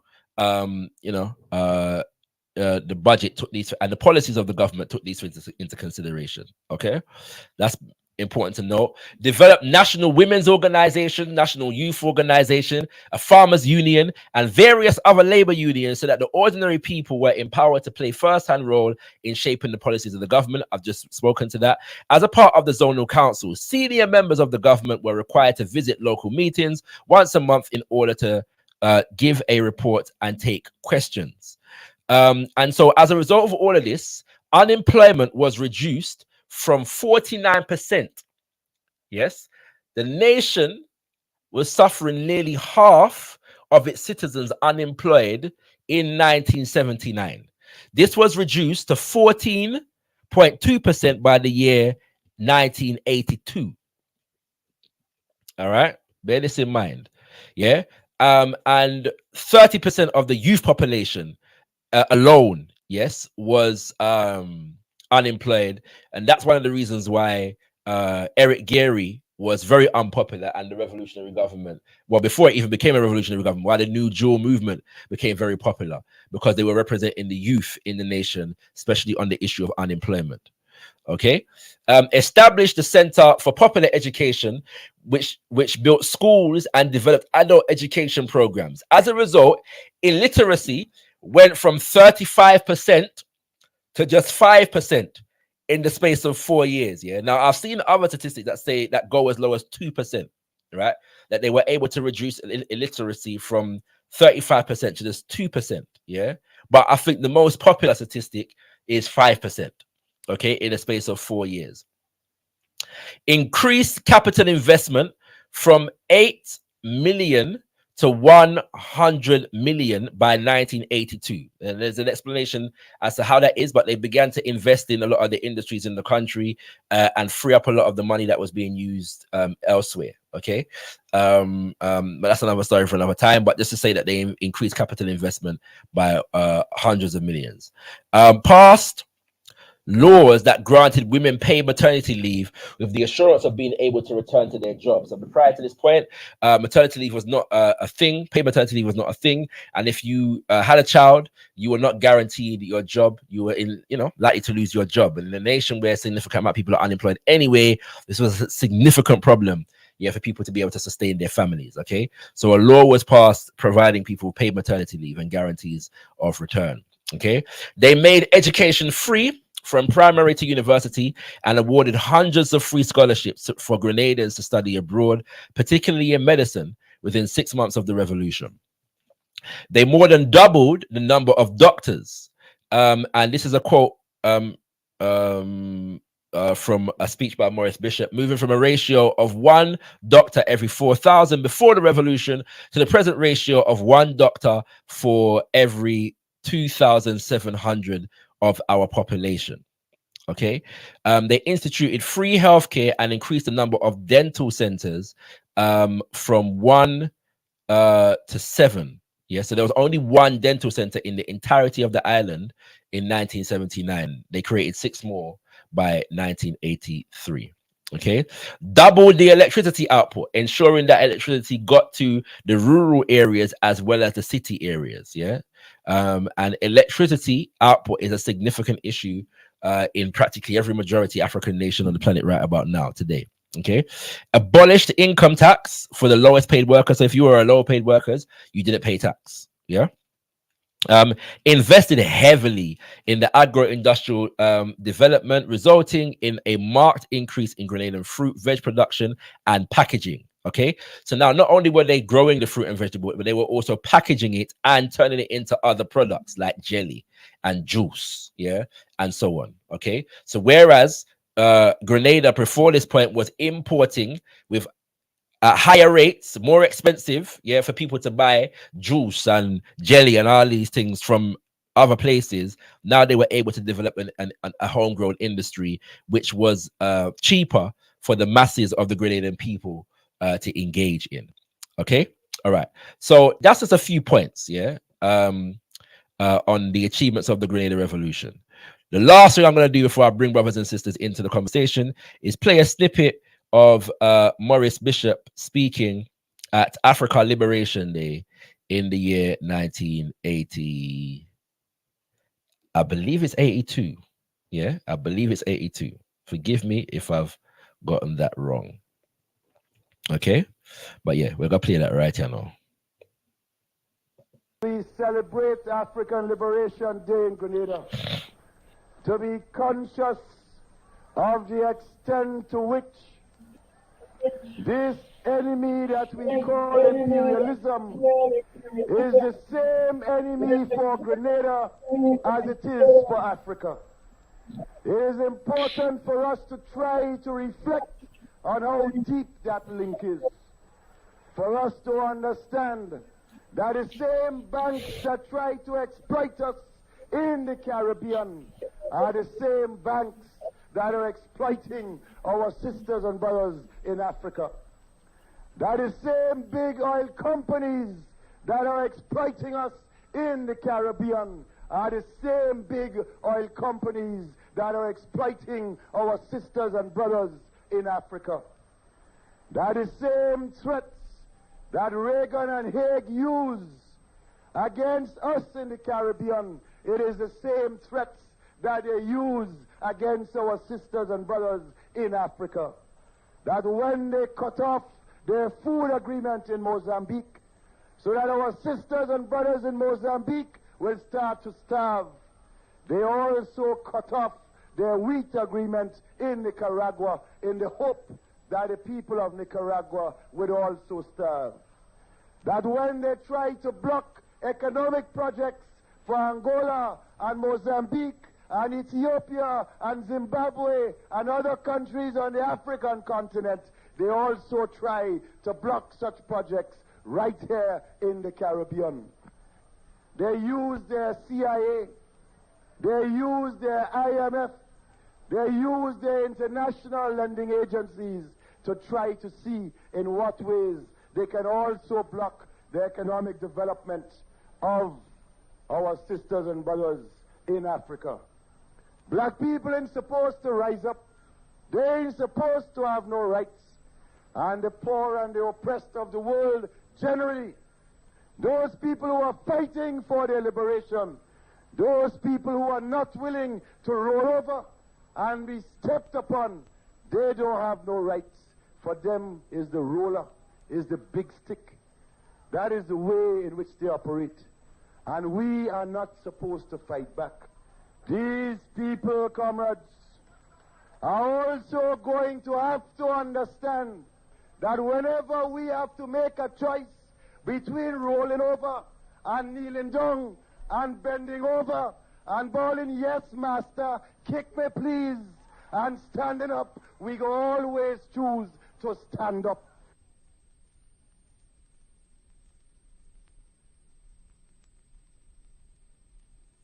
Okay, family, that was Maurice Bishop speaking at Africa Liberation Day as observed in Grenada. Liberation Day in Grenada. Sorry, hold on there. Me soon come back on screen. Hold on there.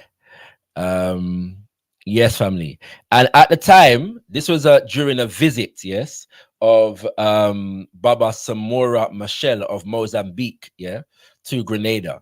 And so it should also be noted that Maurice Bishop and Thomas Sankara also met when both, I believe, were in India. And Thomas Sankara had been trying to get into contact with Maurice Bishop whilst he was in prison in Burkina Faso before becoming president. When he became president, Maurice Bishop was assassinated very shortly thereafter. Yes, and the revolution imploded. Okay, so we have two people online right about now. You can feel free to click the link, family. Click the link, join the conversation. The link is in the chat and pinned to the chat if you're watching via gotkushTV. Come with your questions. Come with your comments, your challenges, whatever it is. It's all well and good. The only rule is respect. And so you can feel free to do that right about now. We're going to go a bit longer than we usually do today, Kings and Queens. It's a big subject. And yeah, we're going through this something, yeah. Okay, so join the conversation. The link is in the chat. We're going to go in order of appearance. The first person to appear was Coffee Campbell. Go on, Chu. Yo, for real, I was the first person. Yeah. Yo, so I'm gonna get a prize or something. You get to join the People's Revolutionary Government of Africa. Your punishment that and a prize that, Bridget. Indeed. All right. Yeah, Gavi said counter propaganda with propaganda, you know. And yeah, your propaganda defending the New Jewel movement and the government. That episode in Caribbean history needs some counter, you know. It's very telling that you never once mentioned the word Marxism or socialism. You keep referring to it as a revolutionary government. You know, you're into euphemism when you're talking about them. But when you're talking about Reagan, you drop the usual neoliberal capitalist, blah, blah, blah. Yeah, so I found that interesting. So today, Grenada is a middle income country. Yeah, I think even the per capita income higher than Jamaica. Yeah. So what I want to know from people who defend the Bishop government, right? And of course, we don't defend invasion, we don't defend CIA shenanigans and killing, terrorist killing, yeah. But for those who look to Bishop as some kind of model, which is what you're doing, not a black nationalist of the socialist variety like you do the same thing, you know. Maurice Bishop is up there in the pantheon of gods, you know, Nyerere, Nkrumah, Cabral, these people.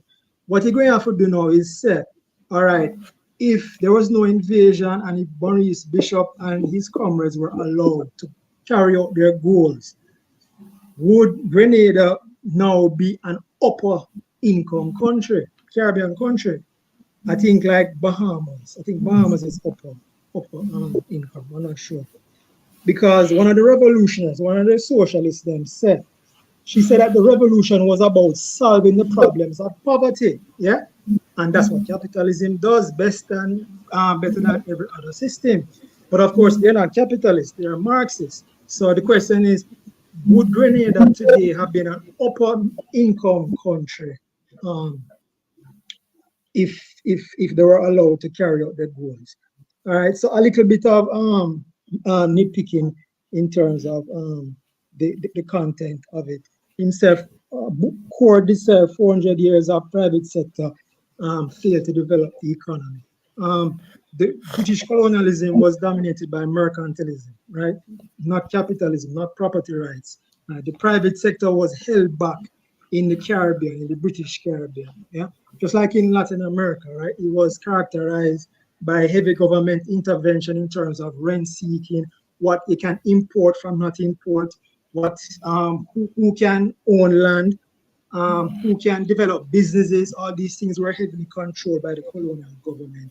So 400 years of private sector is really propaganda, nothing like that. Private sector was not allowed to flourish in the British Caribbean. He mentioned define private sector. Oh, sorry. You have two sectors: the government or the coercive sector, and you have the private or the voluntary sector. Anything that's voluntary is of the private sector. Anything that's coercive is of the. So name the private sector institutions that were being retarded under British colonialism. Black people couldn't own land that they developed.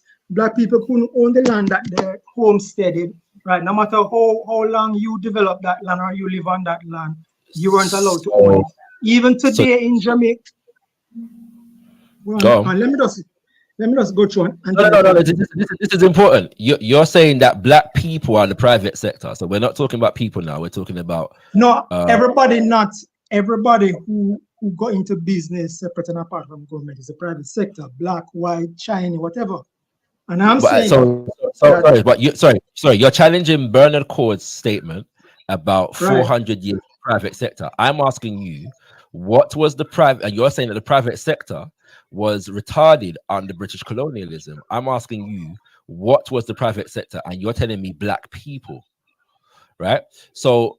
Well, in black majority countries, they would constitute the majority in the private sector. No, they would. Private sector is not the majority. They will constitute the majority of the people. The private sector is a particular framework within the economy of the system, right? So I'm asking you, what private sector institutions were being retarded under British colonialism? All right, let me go again. In an economy, you have two sectors: the government, otherwise known as the coercive sector, and the voluntary, otherwise known as the private sector. This is the sector where people trade voluntary. I am getting all people trade voluntary on the market, creating value through voluntary exchange and investments, and the market determine where those investments go. What the government does sometimes in a liberal democracy is collect the taxes on those. Coffee. You're giving me theory. I'm asking you for a historical analysis of what private sector institutions were being retarded under British colonialism. I'm very well versed in the economic philosophy and theory that you are putting forward, but this is a matter of history. If you are saying that the British colonialism retarded private sector development within the Caribbean region, there should be institutions that you can name that were subject to this retardation. I'm asking you, which institutions were being retarded by British colonialism as far as the private sector is concerned? Black people's efforts to own land, Black people's efforts to create businesses, Black people's efforts to trade with whoever they want to trade. They had to, in terms of investment or trade, that was heavily restricted by the colonial authorities to create monopolies. Different. That's different. What you're telling me it's not is that different. It is. Sorry. What you're telling me is that black people were not allowed to develop private sector institutions. Okay. Let's agree on. Sorry. No. That's a fact. We would but agree I'm on telling that. you from day one, and you just have to try go around and come around. Sorry. No. It's a very you're not answering the question. We agree that black trying to be pedantic. We agree that black people were not allowed to engage in the private sector. Hold on, Mr. IC3. We agree on that. Black people were not allowed to engage in the private sector. This does not mean that private sector was not a factor of British colonialism. So I never said that. Next, because you come again with the. You notice I never said that. You said that. I'm making a point. There was a private sector operating, however. I'm asking you which private sector institutions were being retarded by British colonialism. The fact of black people businesses, black land acquisition, black mutual aid, all these things. Black people not having a private sector is different from is a very different matter. Yeah, because the fact of the matter is black people within British colonialism were property, which means that we were assets of the private sector. Right? That's the point. Yeah, we were an asset of those who were involved in the private sector, and success in the private sector to a significant degree relied upon how many of us you were able to own. Right? So the idea that it's just a simple matter of being kept out of we were property. Right, within this context, and those who were running the private sector owned us as a means of their affluence. Okay, so I'm not going to go down this. I'm not going to go down. Again, I had some things to go down, but you're not allowing me to finish. No, but you're not allowing me to finish. No, but Coffee, you notice here, I'm not making new points. I'm trying to probe the point that you're actually making, which is that the Burner Accord is incorrect because as far as the economic theory is concerned, government retards private sector development. So I'm asking you specifically which institutions under British colonialism, as far as the private sector is concerned, were being retarded. You are okay, not. So let me go again. Let me go again for people who are listening, not to you because you don't want to learn. You have your little agenda and you don't want to hear. So let me go again. Private sector is not one specific group of people like white people in Jamaica owning black people. That's not the private sector. The private sector in economics is the voluntary sector. In other words, it's everybody who try to peddle from the street light peddler of wares right up to the CEO, right up to Jeff Bezos. Those are the private sector. Small business, medium business, and big business, that is the private sector. The private sector is not white people, so therefore you can't say, well, blacks were properties of the private sector. That's rubbish. They don't understand economics again. All right, so let me just go through what else I have to say. Comrade Bishop mentioned imperialism blocking projects. Yeah, and he mentioned a group of socialist African countries. Interestingly, he mentions Ethiopia, and of course, Ethiopia was ruled by the Derg, a bloodthirsty dictatorship. Interesting that he sees that as that country at that time as his ally against imperialism or whatever. But again, this is rubbish because Tanzania was a socialist country ruled by a socialist, a dictatorship just like the Maurice Bishop government, and there was no democracy over there. Right, and Julius Nyerere got IMF and World Bank aid. It was flowing right to him. You understand? So this idea that socialist governments don't get aid is not true. A lot of the policies. Sorry. Can you prove? Can you negate the statement that Maurice Bishop actually made in relation to the nations that he made it in relation to? So when he talked about blocking economic projects in Grenada, economic projects in Mozambique and Angola and the other nations that he mentioned, are you suggesting to me that the American government and the British government did not act in such a way in relation to those nations? I'm suggesting to you that that American government, through the developmental agencies, gave money to all those countries, especially Tanzania, even though they were socialist countries. Yeah? Sorry. Not my question again. Are you saying that the claim that there were economic projects that were blocked by American and British and other European institutions is fallacious? It's not true. No. Of course, some projects were blocked because it's geopolitics. But he's giving the impression that these projects were blocked because they were socialist governments, and that's rubbish. But he never said that. What he said was when the imperialists block projects in Africa, the same people that block those projects on the African continent are the same people that block them in the Caribbean. He's speaking to the solidarity of Africans in the Caribbean and Africans on the continent. That's so the why they never blocked Tanzania? Tanzania was blocked. The government of the government of Julius Nyerere was not a darling of the West, although he had better relationships with Western nations than some other African leaders. That would be true to say. However, when it came to, for example, this as a case in point, Omowale Malcolm X speaks in 1964 about the extent to which the American government had created a monster image of Julius Nyerere at that time, because they didn't want Africans in America to be identifying with Julius Nyerere, and so he challenged the demonized image of Julius Nyerere in America at that time in relation to Africans in America. So yeah, they were attacking Julius. Okay, so the last point I'm gonna make: anybody who's interested can look at all the developmental studies at that time and see that IMF and World Bank money was flowing to Julius Nyerere. In a matter of fact, Tanzania, socialist Tanzania, got more aid than Ivory Coast, which was not a socialist government. So it's far more complex than Maurice Bishop and you want to make it.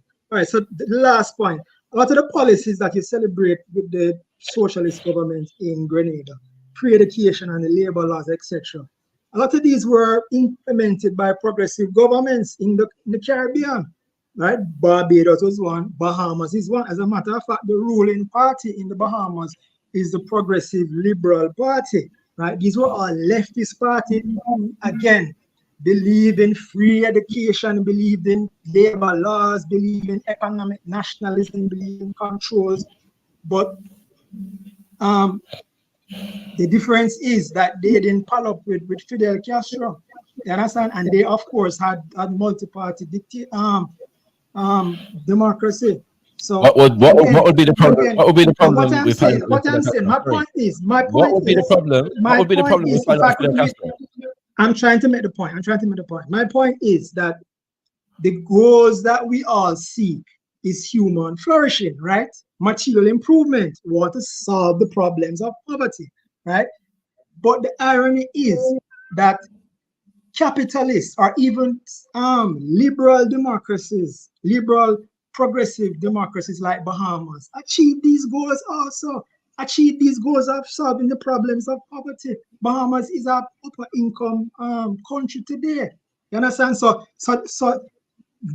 we didn't have to go through Marxism and risk anything confrontation with America by hugging up Castro, knowing fully well what would happen if we do that. And again, the Grenada episode is what's the problem with hugging up Castro? Sorry, what in your mind? What is the problem with piling up with Castro? There's no problem in piling up with anybody who you want to pile up with, but actions okay. consequences. So then why? that's the point. So what was, if the action has a consequence, and what is the problem with the action? What if Castro was a friend of Grenada? I am telling you. Why is that a problem? Sorry. Why is that a problem for the United States of America? What's the problem there? Especially, you have to ask the government. Don't ask me that. I tell you it's a problem for me. So why are you asking me that? No, but you're bringing it as though it's no. I'm saying. Sorry. You're bringing it. Sorry, you're bringing it as though it's an inevitability, as though America's problem with Castro. At that time, it's a problem. Should be an argument. Sorry, should caution Grenada from being friends with Cuba. Yes, because Why? because politics is not for children and emotion. Politics is for grown-ups. You understand? So you can't, in America's backyard, you want to achieve. Well, you ask me a question, I answer. By whose designation is Grenada America's backyard? By the way, I'm using. I hold in my hand here a book called "What in Nobody's Backyard." Okay, and so when you hear somebody using the term America's backyard to refer to the Caribbean and Grenada in particular, note that was. Right, so can I finish? Can I finish before you misinterpret? Right. Finish. I will repeat again. Politics is not for children and it's not for emotional people. Yes, you can have an emotional attachment to Baba Castro. Yes, you can have an emotional attachment to the comrades in Nicaragua. When Ortega, who incidentally is still in Nicaragua, Nicaragua is still a poverty-stricken country. You know, that just got to show you, say, all the alliances, Castro, Manley, Bishop, Burnham, Ortega, all of them money were failures. Of course, nobody is suggesting that what America did was right. I'm not suggesting that. What I'm saying is that if there was even if they were allowed to go on, Marxism would have destroyed Grenada just like it has destroyed every single country it has touched. Okay. All right. Thank you very much, Coffee.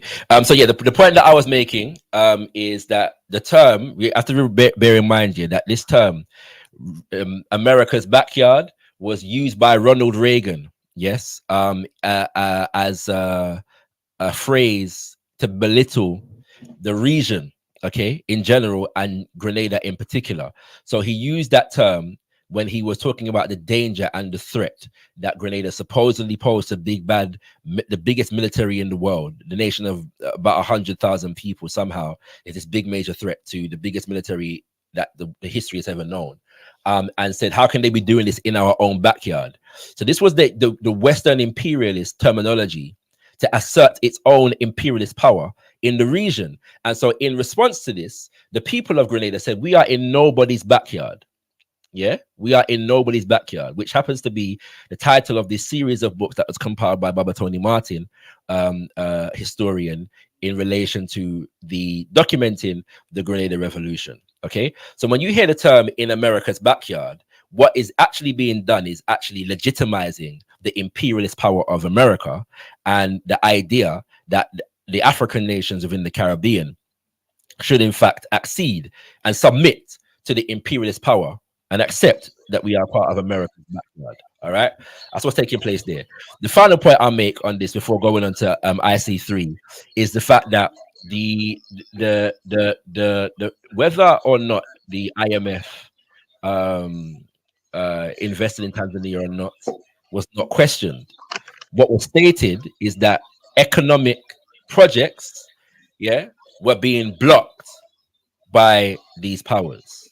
Okay, to a significant degree, the IMF and so loans were used as a tool for blocking, for doing some of that blocking. Okay, so that was the point that was made. So the idea that, but it was Tanzania. The idea. No, I'm telling you, it's not. You're not being. Having a back and forth at the moment. Thank you very much. The idea that IMF money was given to Tanzania, and that's a blanket statement that much more detail than we have time for in this particular conversation. It would be needed, but that idea doesn't negate the point that was being made. The point that was being made is that economic projects within these nations were being deliberately retarded by imperialist forces. Yeah, and you can give a nation money and impede their economic development at the same time. These two things are not mutually exclusive. Are you saying that's why Marxism failed? One doesn't Are you saying that's why the Marxist government failed? Again, this was not a conversation about Marxism and its failure or lack thereof. We're simply addressing the point that Bishop was a Marxist. I am simply addressing the point that you misrepresented a minute ago, and we're going to move on now because so you can't answer the question. There are other people in the panel. If you wish to believe that that's the case, then fine. Well, let's answer. Do you think that's why Marxism failed?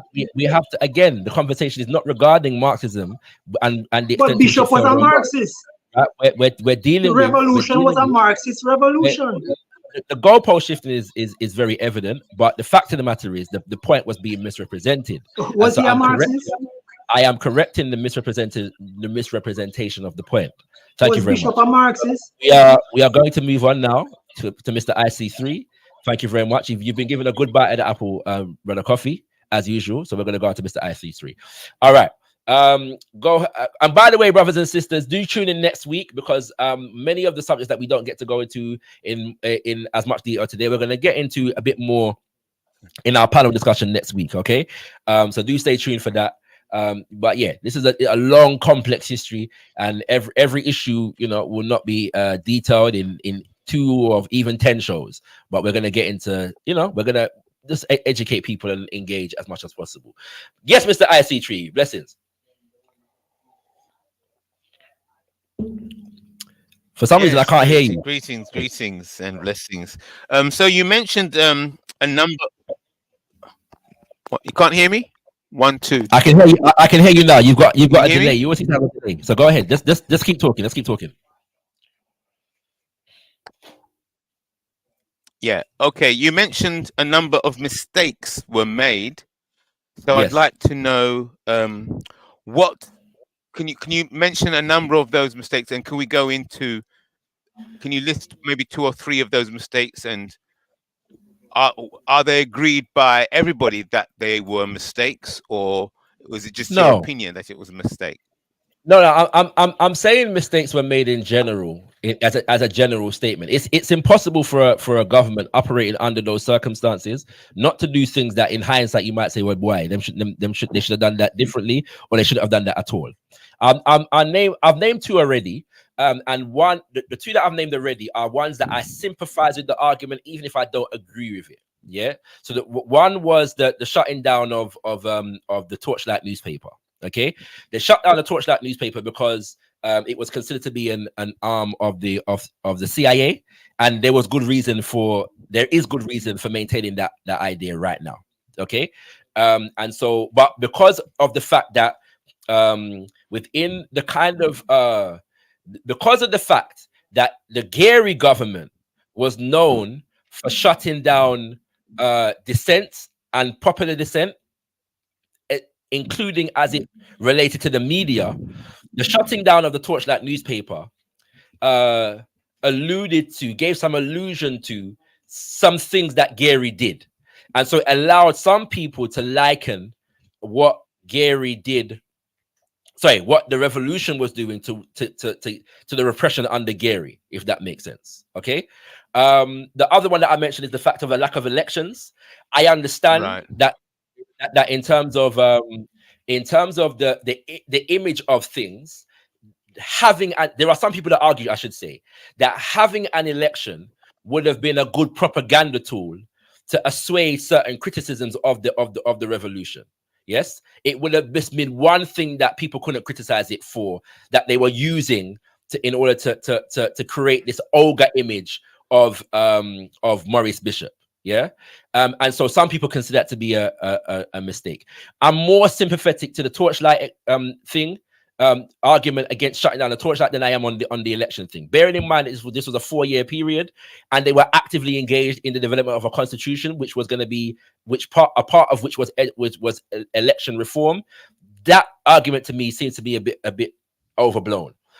Another area which we'll get into next week, hopefully, was the fact that Rastafari, yes, and this is something that I'm learning more and more about as we speak. Rastafari in Grenada was a significant element of the revolutionary force. Yeah, Rastafari supported the New Jewel movement. Before the revolution, Rastafari was a significant part of the People's Revolutionary Army.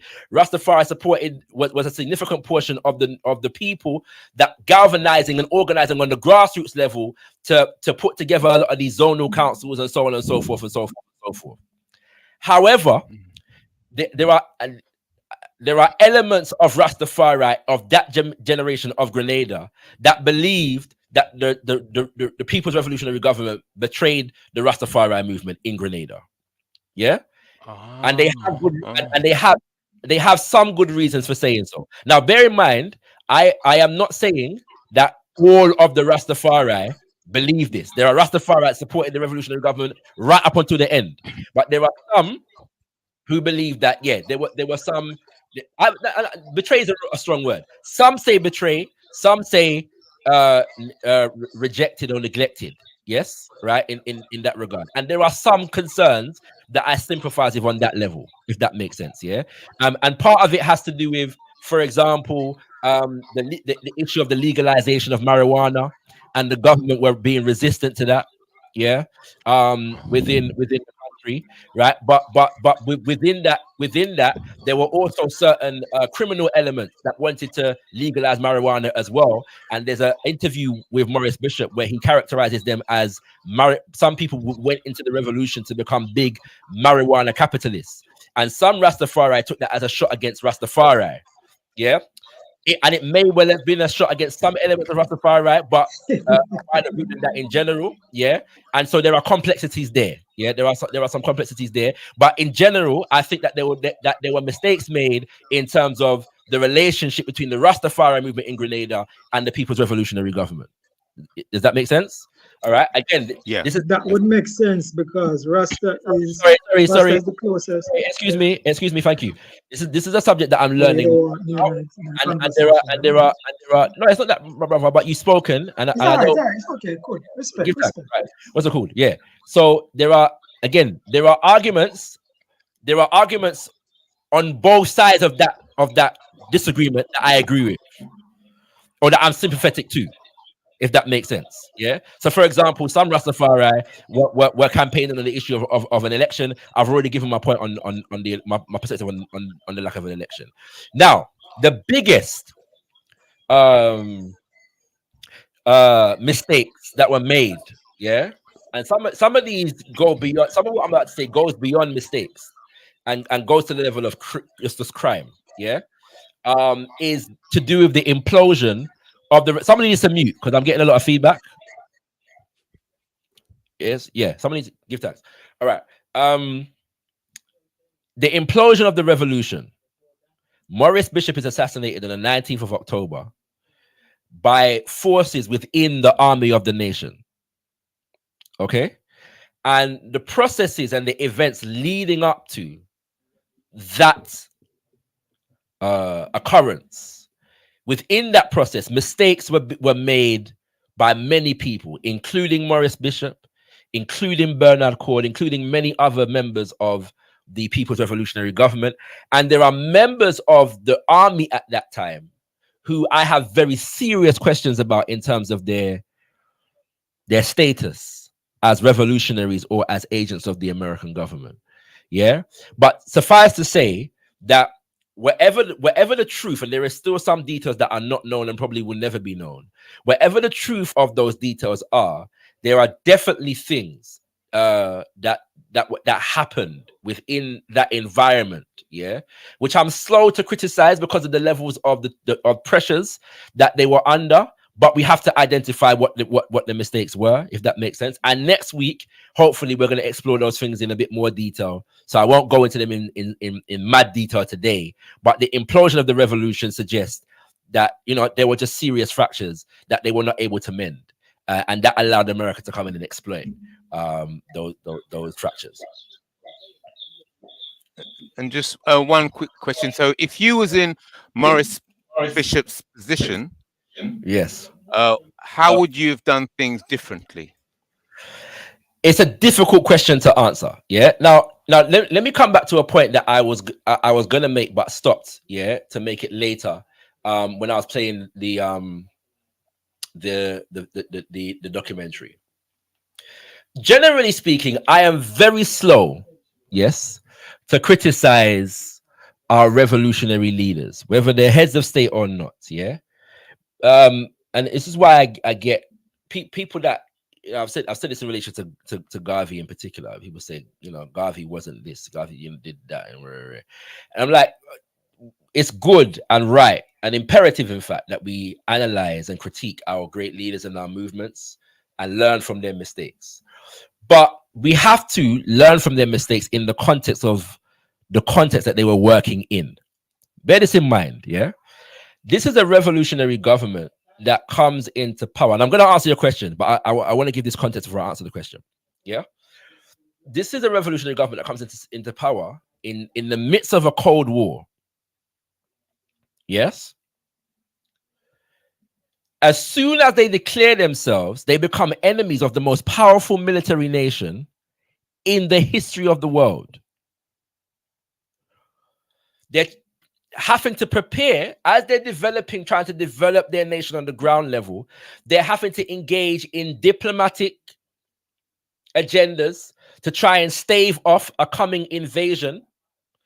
One of the things that I haven't mentioned yet is that as soon as Ronald Reagan comes into power, yeah, he begins Ocean Venture 1981, yeah, and as a part of Ocean Venture, there's a maneuver that he calls, that the American military calls Amber and the Amberines. Now remember the full name of Grenada is Grenada and the Grenadines. Yes, and this military maneuver was being rehearsed in Puerto Rico, which was basically rehearsal for an invasion of Grenada. This is in 1981. Yeah, and so now the revolution government has to now pay attention to the fact that there's a possibility of a coming American invasion and prepare for that while they're trying to solve all these other problems and engaging in diplomacy of America, because they have no intention of going to any kind of war, yes, with America. Okay, so there's immense pressure on these people and the work that they're trying to do. And I want to make it clear that any critiques that we have of them should be understood within that context. And we should be very, very slow to criticize if we don't understand that context. Yeah, there's more to be said in that context. Having said that, one of the things that I might do differently, yeah, is that the immense strain that a lot of this work, yes, put on the government itself. Yeah, I've heard many people who were there speak at the time and speak to the immense physical health and mental health pressures that this put, particularly on the government, yeah, during this time. Yes, and whereas because of the increased military threats, what happened is when the crises arise, the government kind of pulled closer together and started to streamline its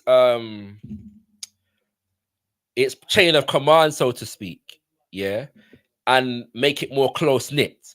I think because of the level of popular support within the nation, there may have been more room to broaden the ranks, yeah, of the central committee, so to speak, yeah, and take some of the pressure off those who were centralized in those roles. Yeah, I think that's a maybe, yeah, a relevant critique that can be levied. At the same time, again, I can also understand why that may not have been done, because of the fact that there's growing CIA presence in the nation, right, and all kinds of different things. So intelligence and security becomes an increased preoccupation, yes, within those. And when you're in those circumstances, decisions are made, you know, that you may look on in hindsight and say, yeah, maybe I should have done that. So I'm very slow to critique, but that's one thing I would say. I would have brought the Rastafari movement fully into the revolution. I would have legalized the herb, yeah, and listen to, yeah, and listen to what the Rastafari movement was saying, because it could have contributed to not only the agricultural development of the nation, but also other industries. There are any number of uses for the hemp and them kind of things there now that we know about, and including the medicinal purposes. Yeah, Grenada could have been a leader in so-called medical marijuana. Yeah, so to speak. I believe that is a fundamental. There was also the issue of detentions. I haven't mentioned the issue of detentions. They detained a number of people who were supporters of the previous president, prime minister, sorry, which is there's things to be said on both sides of that equation, because they didn't detain a whole lot of other people. People that were working in his government lived freely, yes, in Grenada, and worked in Grenada, and nothing ever happened to them. And so there are some issues of detention that I sympathize with, but again, it's a revolutionary process, and so that kind of thing takes place. Yeah. It's a double standard. All right. 1 second. Set him on tip. But I do want to address what IC3 was saying in terms of the brother, there are people who haven't spoken yet. Yeah. So let me get round to everybody, and maybe you can come back in a second. All right. Give thanks. Set him on tip. Peace and Pan-African power to everybody under the sound of my voice, listening live and listening. Go on, ask you one question. How much family you are from Grenada? As far as I'm aware, none. But I mean, I'm fairly certain because of the nature of migrations between the islands. I'm sure that I have that I'm unaware of. Unaware of it. Okay, I've never met a Trini that doesn't have family from Grenada and vice versa. So yeah. I mean, as I said, I'm sure. Let me say my granny might be from Grenada, but I ain't sure. I never asked. So. Okay, it's never really been a thing for me, 100%. 100%.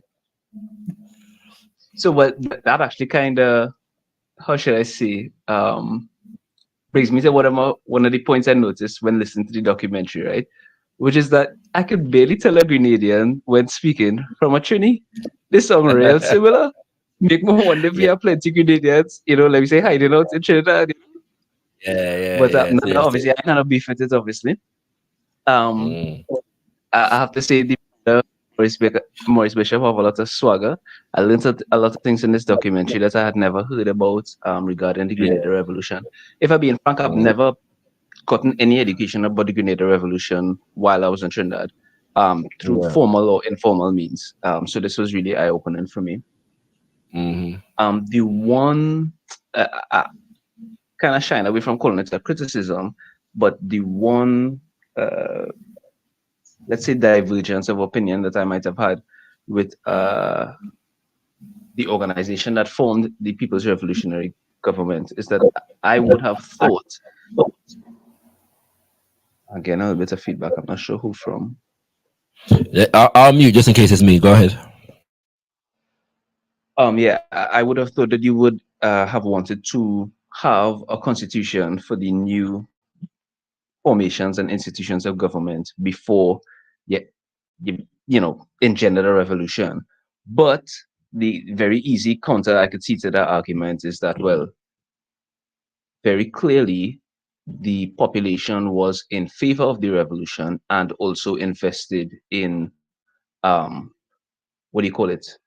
creating the constitution organically by the voice of the people, so it's kind of, it's difficult really to fight against that argument. And then you brought up that certain people had problems with the idea that they didn't have elections within the 4-year period. But to me, I don't know, the argument breaks down once you know that they were very obviously and assiduously trying to frame a new constitution. You don't want to have elections under a colonial constitution when the entire purpose of the revolution is to change the infrastructure of the state now. So I don't know, those arguments seem kind of, to be fair, I know very, very, very little about the Grenada Revolution, so I really shouldn't be speaking authoritatively at all about it, but it just seems to me that some of those arguments are a little bit, without merit, And then... Go. Just finally, that mission that she sent me on, I think about 2 weeks ago, I have a meeting with the gentleman tomorrow at 1:30. So I'll ping you about it. Give thanks. Much appreciated. Yeah, family. So yeah, some of these issues, like I said, we're gonna go into more next week, yeah, because we're gonna be looking at the impact that the Grenada Revolution had on the Caribbean region and the African continent. We have guests that are gonna break that down for us, because a lot of the other Caribbean nations were looking into Grenada. Brothers and sisters travel to Grenada to learn Wagwan and take back some of Wagwan and go in them country and all them thing there, and or just move to Grenada and stay there and help it come about. I get the argument about the Constitution. One thing that they did have, which the people knew what they were about, is they had a manifesto. Yeah, long before they became a revolutionary government, they had a manifesto through which they were organizing the masses of the people. Volume 1 of this particular text, this is volume 2. Volume 1 is almost impossible to get a physical copy of it at the moment. Yeah, but you can get it online. Yeah, in PDF form. All right, but I don't know what's Wagwan for this, but you can't get the PDF. Sorry, a physical copy of Volume 1 for some reason.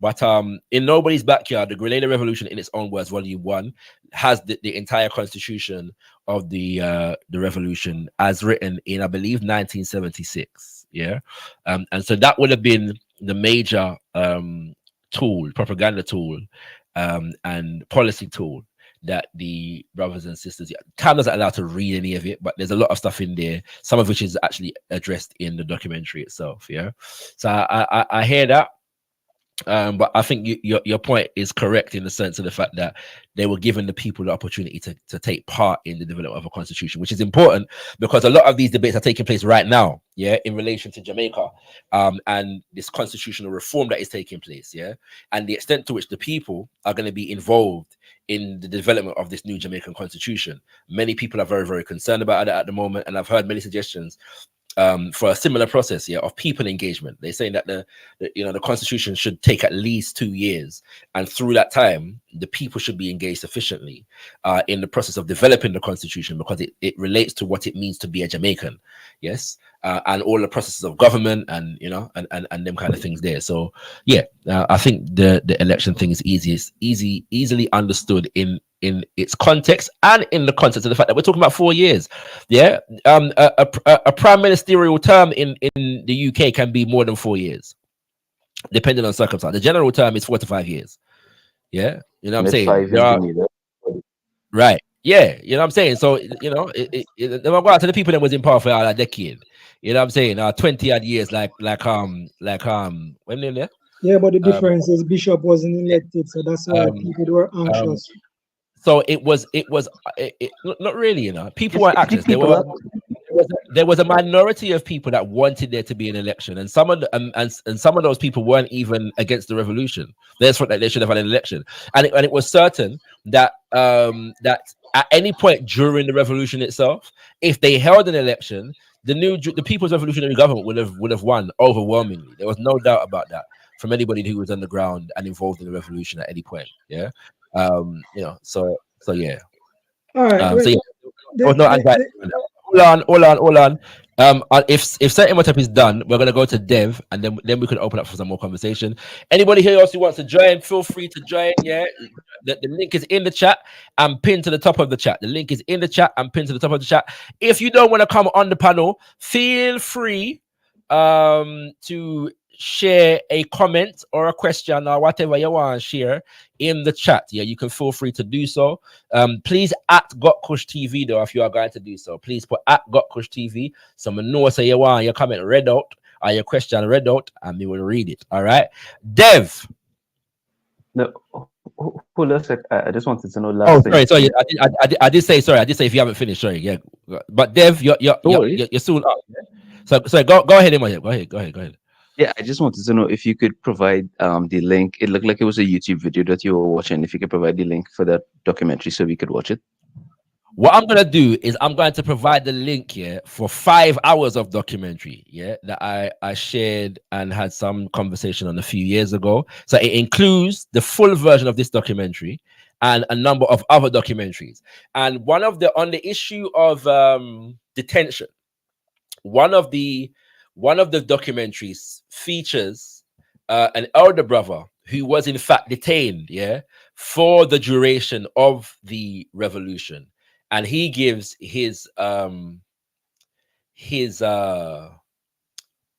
assessment, yeah, of the revolution itself, yeah, and considering the fact that he was detained because he was a significant supporter of Gary, and the government had their suspicions about him, but considering that his assessment of the revolution itself is might be surprisingly balanced, yeah, you know, for many. So I'm going to share that link in a second. All right, was that your last point, Imhotep? Yes, sir. Give thanks, my brother. Give thanks. Always a pleasure to have you around. Right, Dev, you are up. Blessings, bro. Blessings. Blessings. Yeah, good to have you, man. Well, I am speaking as someone that lived through the revolution. Okay. Yeah. Mm-hmm. Lived through the revolution. I was young at that time. And you will get different stories from different people. But my experience is based on what I heard my grandmother say, to do with Gary. Mm-hmm. That Gary was more for the upper class. Gary was what, sorry? More for the upper class. Okay, yeah. It's not that he didn't help out some of the poor to kind of make him look good, but he was more primarily for the upper class. Yeah? Yes. And Bishop and Code and all of these guys, they look at him as an oppressor. Mm-hmm. They look at him as an oppressor, and they think that they had what it takes to run the country. And mind you, they're just coming back from Cuba, yeah? Young men just coming back studying from Cuba. Mm-hmm. So they come back with that ideology of the system over there. That's what they wanted to implement here. But unfortunately, the love that Bishop was getting from the people, he couldn't go through with it. Yeah. And I think that's where the fight started, because good point. Bishop was really loved by the people, not the others, much. Yeah. When you say the others, define the others. Like Bernard Code and Austin, and those guys. Okay. So sorry. Finish saying what you're saying. I will ask you a question afterwards. Right, he was loved by the people, and he couldn't go along with it. Yeah, and it didn't go to the point where Code wanted a joint leadership, but Bishop couldn't do that because the people would turn on him. The guy didn't like Code that much. He was kind of stuck up. See what I'm saying? He was really an author, was more kind of stuck up and, I'm arrived, this type of attitude. You will see them walking, and they kind of, with their chest high, But Bishop was really humble and he didn't need bodyguard when he coming through. See what I'm saying? He was loved by him, loved him. So I guess Code and them didn't like that because it wasn't Bishop I was supposed to be the leader. It was supposed to be Code because he was a mastermind. Yeah? He was part of the mastermind, the whole government. I think he was an economist. He was, yeah. And he was, so he was a kind of the mastermind behind the revolution. And he wanted to be the leader, but as I said, he wasn't getting the reception from the people. So they decided that Bishop take the reign. The people that loved the way Bishop approached them, the way, he deal with them. It could be whatever in the day and the night. You could go to the house And he will come because my grandmother used to work there. So yeah. Grandmother used to be up at his house, but she used to work at his house. You know? So, my brother, there are some things that you have said, yeah, that some of those perceptions I'm very aware of, and some of them I used to have myself, yeah. And I'm not even saying I've discarded all of them right now either. I have questions about them based upon new information that I've been able to, and new things that I've been able to understand, yeah. Now, in relation to what you said about Cuba, in fact, Bishop was closest of all the revolutionary government. Bishop was the one who was closest to Fidel. Yes. Yeah. So he was closest to them and that particular government. Yeah. There's significant differences between Fidel and Cord, for example. Okay. In particular, in terms of how Cuba related to Grenada in the latter part of the revolutionary process. Yeah. And so a lot of them studied all over the place. They studied in America, they studied in Britain, and so on and so forth, right? But it is true that Cuba did provide a significant amount of support, and that was important because Cuba was a significant nation within the Caribbean region, and especially as America had took sites on Grenada from even before the revolution, that diplomatic support and economic support was important. Yeah. And by the way, on this point, in relation to the issue of investment, in fact, that's another subject for another time. But the reality is that the popular perception, and there is good reason to believe this, is that the fracture that took place in the People's Revolutionary Government was a result of what is sometimes referred to as an ultra left faction versus a more moderate left faction. Okay, and I'm not entirely sure that that's necessarily, or it's as simple as that. Yeah, it might be true to say that there were some who were more had a more Stalinist inclination, yeah, than others. Okay, at the same time, it's a matter of history, something that I've learned, that it was people, some of the younger members of the party that had put Bernard Cord up to be a joint leader with Maurice Bishop, because Bernard Cord had in fact resigned his position as Minister of Finance, yeah, because he was dissatisfied with some things that were going on. He considers that to have been a mistake, yeah, today, all right? But he had resigned his position, although he was completing whatever duties were on the table for him.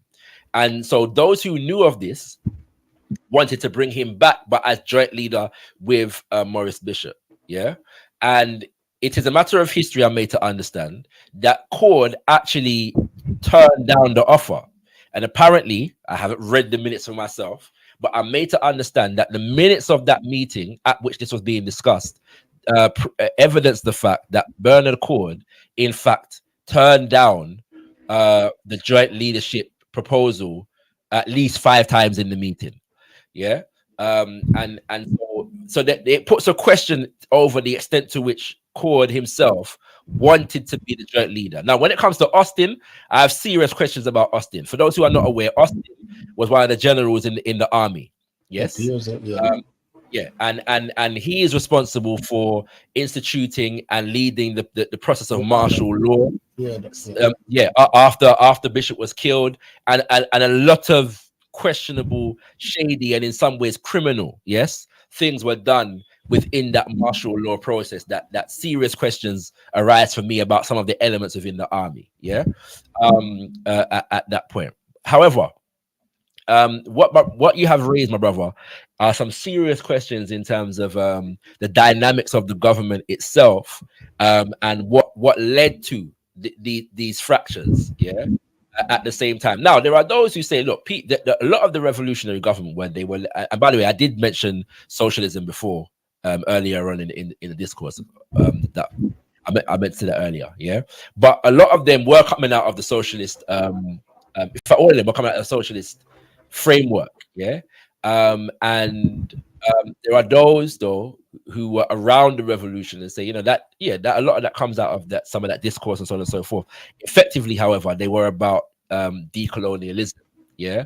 And so the extent to which there was a fracture in the party itself on principles of socialism, maybe strategies, maybe there were some who are more vanguard party-ish than there were others, right? And them kind of these are all communist party as far as Russia is concerned jargon. Okay, so that in my studies there may be some room for that conversation, but I made to understand upon further research, this is me humbly saying this, that even that dynamic may not be as simple as the popular narrative has suggested for the last 40 years. Yeah, but you see, based on who writing the story, determining how factual it is. No, I agree. I am sorry. Just to say that point, my brother, because I'm looking at it in the sense of the fact that to a significant degree, not all of that story, but a lot of that story was pushed by the American government, who led the trial of the members of the Central Committee of the Revolutionary Government and charged them with the murder of Maurice Bishop. You can take that as factual. I am speaking from someone who was in the army. I'm speaking from someone who Dogman, who was Maurice Bishop bodyguard. Yeah, he was Maurice Bishop body, one of Maurice Bishop body. He was lame.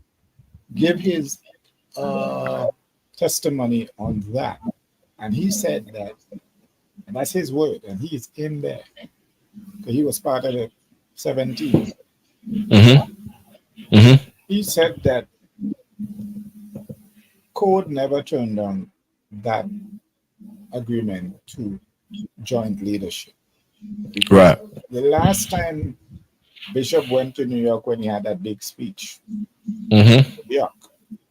Yep. So that Code went to him and asked him about the same leader, not ask him, tell him about the same leadership. Are you going to, when are we going to do it? Bishop told him, that's coming from US lane. When I come back, I'll discuss it with you. Yeah. When I come back, I will discuss it with you. Code did not like that because to him, he thought you should give me an answer now. So while Bishop was away, they were planning. And you have to bear in mind, America had great influence in Code and Preston Austin and all of these guys. America played a great role in that. Yeah, that undermining comes from America mostly. Okay, and the reason why I'm saying that, because I can remember I myself and a group of guys was playing basketball. Bugman was good as well. That's right. And there's just white guy used to come. He had a bicycle. Sweat with him, but we were thinking nothing. And that sad day we sweating, and Bugman just launched at him with a flying kick. And we trying to figure out what the hell going on. And Bugman said, that man is a CIA. And he ran for his life like he took off. He left his bicycle, everything, and he took off. So they was in the country scoping out all what going and putting a little bits and pieces and influence. Oh, 100%. 100%. Yeah. You don't understand how America works. Yeah. Problem, and then they come in as saviors. Yeah. No, I agree with that, brother. I'm not questioning, and I think the full extent of America's involvement in this saga is probably still yet to be told. Yeah, it's based on what I said. No, because even one of the CIA on his deathbed, there's a video out with it. He confessed his role in bringing on Grenada government. Well, what one of the things that we do know, yeah. So Maurice Bishop is assassinated by firing squad, along with many others, yeah. And I'm gonna name their names at the end of the show, okay? But what we do know is that all of their bodies were never found, and it is suspected that they were in the possession of the CIA. America, yeah. And that's something that we just on that point. That's something that is actually a feature of the assassinations of revolutionary African leaders. Yeah, the same happened with Dedan Kimathi in Kenya. Killed and body disappeared. The same thing happened. Bishop was killed by Abdul. By what? Sorry, Abdul. The guy in the call Abdul. Oh yeah. He was killed by Abdul. Yeah. Is it being suggested that Cord was in cahoots with the CIA? Yes, he was.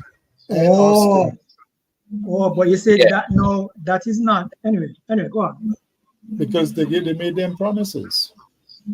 Yeah, that's a very controversial statement. Very controversial. I'm not going to endorse it or challenge it at the moment, except to say that we're going to get into some of those dynamics. Yeah, but that is coming from, was that guy who was the he was a colonel in the army as well. Yeah, trying to remember his name. No, I'm not sure. No, I know though that there have been attempts to implicate many members of the Central Committee and the Revolutionary Government as CIA agents. And I'm not one to doubt that that some of them were. I think that would be completely in line with some of the things that we saw happen, and completely in line with how the CIA operates. Yeah. But it doesn't matter because sorry. One second. When I finish. At the same time, if we're directing it specifically at Bernard Cord, I'll be very cautious about that. Yeah. That's not saying no. I'm not saying that. But I'm being very careful, especially because I'm running a media institution here, not just a general chit. Right. What's it called? Yeah. And so when it comes to them kind of accusations, they have to be very careful. And I'm not gonna lie, I do have a personal, as well as a professional, I do have a personal caution. Yeah, when that particular accusation is concerned, as far as Cord specifically is concerned. Yeah, because I think that there is some misdirection going on in relation to the extent of the American involvement and the CIA involvement, and I think Cord is an easy target for certain accusations. Yeah, where certain concerned. And even Stalin accusing even party comrades of being in the pay of CIA was a tactic of Stalin. Any of his enemies, he will accuse them of being fascists or being a part of the CIA. So I mean, it's the same thing you find. Good point, brother, but it's totally irrelevant to the conversation. I'm not sure why. Right? I'm saying that to bring Cord to scapegoat Cord for the failing is a typical Stalinist communist tactic. In the absence of CIA, are you guys saying that there will be no infighting? That's what. That's where I'm coming in there now, because remember they start out as one party, and then it become two sectors. Some for Bishop and some for Bernard Cord and Austin. There were two factions. At the end, there were two factions. Yeah. They were two. All right, hey, my brother. What I'm gonna do, yeah. One second. Dev, I'm gonna encourage you to come back same time next week, yeah, because we're gonna delve into those issues more. Okay. So that's what we're doing 2 shows, yeah, because I wanted today to focus on the actual period of the revolution itself and what they were doing. And then next week we'll delve into a lot of these other issues, yeah, in terms of the implosion specifically and the dynamics of the implosion, which we're kind of doing now, yeah. But I am very Are you currently in Grenada? Yeah, I live. Yeah. Okay, right. So I'm very just pleased that you tuned in, and that you took the time to come live, yeah, with us and share that perspective, and love to the people of Grenada. Can I ask you a question, my brother Dev? Sure. To what extent, yeah, and I have some knowledge of the answer to this question based upon my interaction with close family and friends from Grenada, yeah. But to what extent are the people, especially the young people in Grenada, aware of the revolutionary period and its history? Not much. Not much. Because not being taught in school. It's if you talk about Bishop, they'll ask who is he. Even though the airport is named after him. Yes, they don't know who it is. Yeah. Marty. Yeah. And Maurice Bishop Highway, Maurice Bishop Highway, because you see, You have to understand,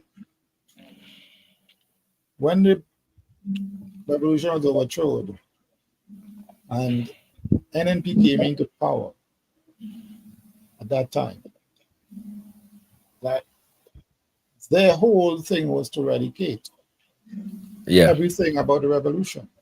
They sold out a lot of things that the revolution had that keep the people employed. We had factories, we had nectars, we had, at that period of time was the best time in Grenada without a doubt. Hands down.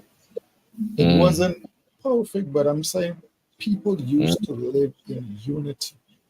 Yeah. You have a community cleanup, nobody looking for money. Everybody come out and help, and women will be cooking and making juice and clean up. You can't find that today. We had factory, we used to eat what we grow and grow what we eat. Now we eating a bunch of garbage that come from outside. So the same question is the same question I asked. Let the man finish. Are you finished, my brother? No. Yeah. Go ahead. The people, you could have gone to your neighbor and say, "Man, you're not one of it there." We ask him if I go take it now, man, go take it in. Everybody had a backyard garden. Yeah. Everyone was, you could have leave your door open and go wherever. You see what I'm saying? Yeah, that time was the best. I'm telling you, that was the best time of my life growing up. Yeah. Without a doubt.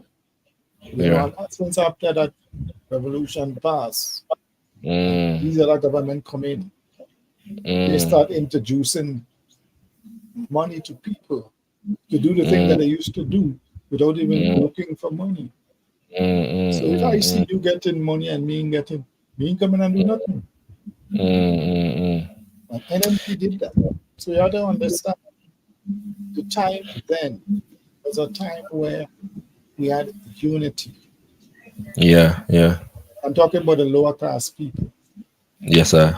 Lower class people may have a different point of view. The bishop was more for the lower class people. Not CPE, whereby people who can't read and write. You find young, old, going to the Queen's Park at that time. In the night, they used to be there. Yes. And nobody looking down at nobody. Teaching them how to own your own business, how to set up a business, how to manage your money. Because I never thought these things in Gary days. Yeah. So there was Yeah, I hear you. Give thanks for that assessment, please. Yeah, my brother, come back next week. Yeah, same time. Yeah, so we start 3. I believe EST. You're the isn't it? EST, Eastern Standard Time. You're the in Eastern Standard. Grenada. No, it's so we start. Here, so so we start 3 p.m. your time. Yeah. So come back next week and we're gonna get into some more conversations. I have a panel and I would love for you to interact with the panel. Yeah, next week, my brother. Give thanks, my brother. Give thanks. Coffee, you have your question. Come with your question now. So David's still there? Yeah, I'm here. Oh, yeah. Just a question I don't want to ask. It's the same question I asked before. Those of you who said that Grenada would have been so wonderful with this Marxist government. Grenada is a middle-income country today. Are you saying that if the revolution was allowed to continue, Grenada would have been an upper income country? And I want to close. It's an irrelevant question. It's not. I'm not sure it comes from. Do you know why it's irrelevant? I didn't hear his answer because you were talking. Thank you. No, go ahead, finish. You did say you didn't finish. Would Jamaica today, under the same Marxist government, if that was allowed to continue? Sorry. Would Grenada today? Sorry, would Grenada today be an upper income country? Yes, because at that time, Grenada GDP was the biggest in the Caribbean. Okay. At that time, Okay, so Marxism and Grenada would have been the only successful Marxist economy ever. Because every time Marxism has been tried, it has failed.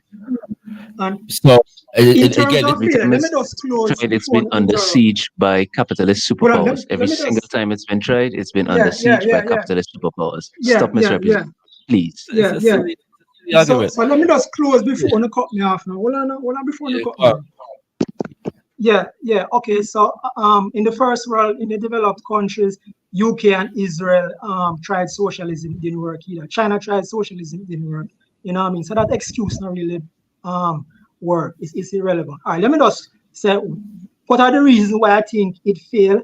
1, youth. 2, socialists, right? Number 1, you can't understand the revolution in Grenada if you don't understand Marxism and the aims of Marxism. Now, Marxism aims for a communist society. Communist meaning stateless, moneyless society, right? However, before you get to that utopia, you have what is known as the dictatorship of the proletariat, right? But Marxists maintain that this dictatorship would be so popular and loved that the state would just wither away. People would just love this dictatorship, and the state would just wither away, and we'll have classless, moneyless, equal society. And every time it has been tried, it always gets stuck in this dictatorship phase. And whether CIA or not, dictatorships are always going to implode with infighting. Because you see, you allow that bridging. I'm gonna cut you off. You know why? Because nothing that you're saying is relevant to the subject. You don't want a conversation. That's propaganda. My brother, that is what you just said is propaganda of everybody that gets a chance to speak. On these platforms every week. You're too obvious now, man. You're too obvious. You are not somebody who can claim that you don't get a chance to speak. So let's not do that. All right. Let me just finish. No. The talking points that you're repeating at the moment are the same ones that you repeat every week, and they're not relevant to the conversation. Sorry, no. We are talking about the Grenada Revolution. Dictatorship. You are given. Then censorship. Then as a fan of Pinochet, you should be very comfortable with that. As a fan of Pinochet, censorship was an accident. Right? Censorship was accidental. All right. If you believe that you're being censored right now, that's your business. I'm speaking. Thank you very much. I was speaking and you interrupt me. And I told you very clearly. And I told you very clearly that the reason why I'm cutting you off, and you're entitled to your opinion. And I told you the reason why I'm cutting you off is because the very generic, broad, the talking points that you're giving at the moment are not relevant to the conversation. All right. So we're talking about the Grenada Revolution. Inadequacies of socialism, economics is relevant. Are you to the Grenada Revolution? The fact of the matter is that we are discussing the Grenada Revolution and what happened during the Grenada Revolution. Do you want a critique of it or just praise? No, but you're not providing. Do you want a critique or is just praise? My brother, you are either going to respect the platform or be removed from it. All right, it's very simple. We are talking about the Grenada Revolution. Okay, your generic assessment of Marxism and socialism in general, it's not particularly important. You come every week and bring the same talking points. All right. Fact of the matter is, things happened during the Grenada Revolution. The fact that that under the Grenada Revolution, unemployment was severely reduced is a fact. The fact that even according to I contest that? Excuse me, please. Thank you very much. Okay, I'm not allowed to contest that. Even according to the GDP assessment, and I'm not a person. If you allow me to finish, I would have contested that, but you don't allow me to finish because you don't want the truth come out. You're propagandist, you're a Marxist pretending to be a guy behind. I'm gonna call you out, my youth. Thank you very much. When it comes to even the assessment and the indicators by neo-colonial institutions like the IMF and the World Bank said that they improved the GDP of the nation under the revolutionary government. Whilst the rest of the world was in a financial collapse, a state of financial collapse. That is a fact. Yes, the fact that the can I contest that? Excuse me. The fact that they invested heavily in the agro industries, yes, and expanded the agro industries sufficiently is a fact. That also? The fact right? The fact that the number of schools and illiteracy was reduced in the nation exponentially is a fact. The fact that the number of dental centers was increased from 1 to 7 is a fact. Yes, all of these things are facts. Okay, right? So if you want, yeah, my turn now. Under a generic, yeah, my turn now. Of socialism, yeah. That, you know what I'm saying, you know, that this, it doesn't work. Fine, you're entitled to your opinion. The filibuster. But within the Grenada Revolution, the People's Revolutionary Government of Grenada did achieve these things. Okay, my turn now. Okay, good. So and we're going to be closing the show up. So to make the most of it. Yeah, man, eat out all of my time. All right, so quickly. So the stress that come with the revolution, when it's inevitable with dictatorships, right? And especially the fact that the youths, the government at this time was fairly young, right? I remember Professor Brian Meeks at US said that was one of the downsides of the revolution, that they were young, idealistic, and naive, right? And the stress and the paranoia lead to detentions and censorship and whatever, right? Everybody can read Animal Farm to know that power corrupts and absolute power corrupts us absolutely. When you don't see multi-party democracy as having a check on authoritarianism, then the only way to remove your rivals is by other means, right? And that is inherent in socialist dictatorships. All right, 2, socialist economics, central planning, right? Central planning always going to lead to suboptimal outcomes. Remember, Gutsmore did mention Cord and how Cord was so tired and frustrated because he carried the whole economy on his shoulders, etc. That is what socialism does. It centrally plans the economy, which going to be very stressful, especially if it's only one person or one group of people doing it. And when government spends massively, you said hundreds of thousands of dollars. When government spend massively and you don't tax everybody the same way, you only tax the rich, because you say you abolish income tax for the lower bracket. So obviously, to finance these things, you're going to have to tax the upper bracket. And when you tax the upper bracket, you're going to get capital flight. When you get capital flight, you're going to get depletion of foreign exchange earnings. When you get depletion of foreign exchange earnings, people can't import things, right? And for an open economy like Grenada, that would have made them vulnerable, right? Just telling me how socialism had lots of GDP growth don't mean anything, because the Soviet Union had lots of GDP growth.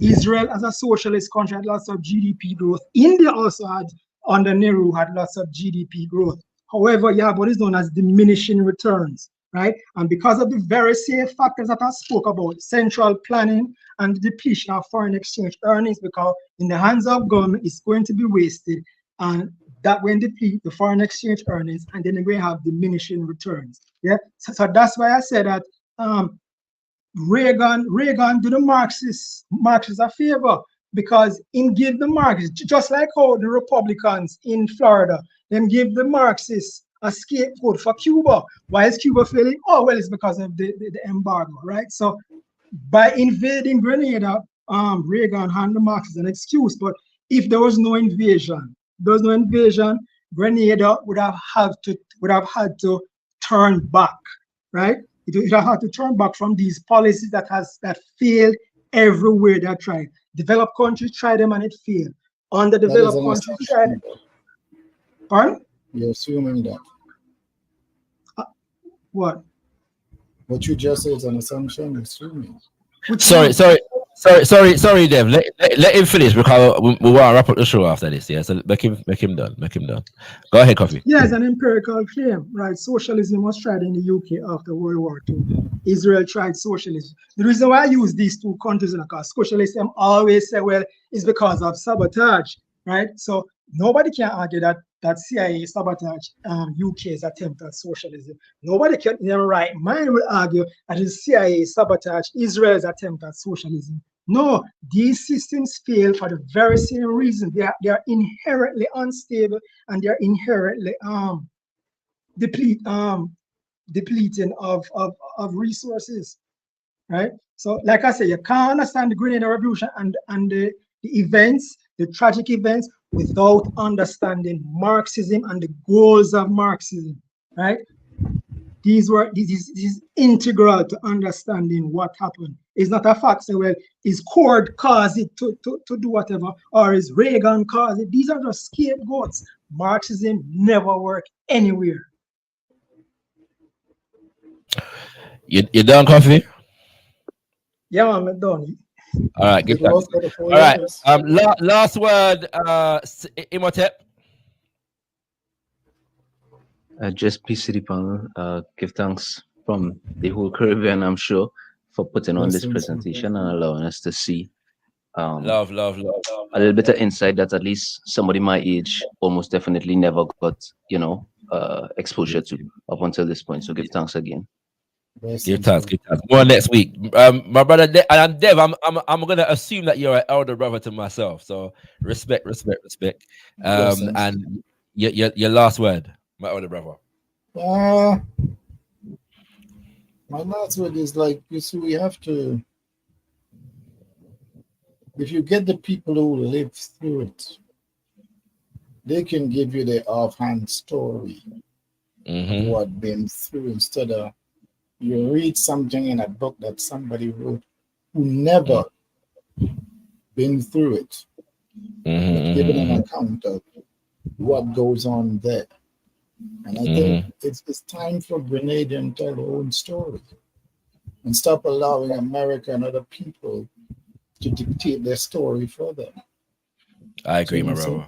So I think my last saying is that we start to wake up now, and they put some group together that is going to tell our story. I agree. So I guess in the near future, Grenadians will be telling their own story. Yes, sir. Thank you very much, my brother, for joining again, and I look forward to you joining us next week as well. All right. Blessings. I'm going to move everybody from the panel now. Give thanks. And I wasn't going to do this, but I feel like I may now. Just play one more thing from another documentary for you. And what our brother Dev was just saying, that's exactly the reason why I wanted to play a documentary that featured brothers and sisters active during the revolution and what was going on during the revolution. Yeah. And again, I'll share the link in the chat. I'm going to share another one in the description and the comment section with a 5-hour compilation of documentaries that I put out on the 40th anniversary of the revolution 4 years ago, in 2019, in relation to that features more people speaking during and after the revolution on its impact, on its challenges, and on its successes, and everything in between.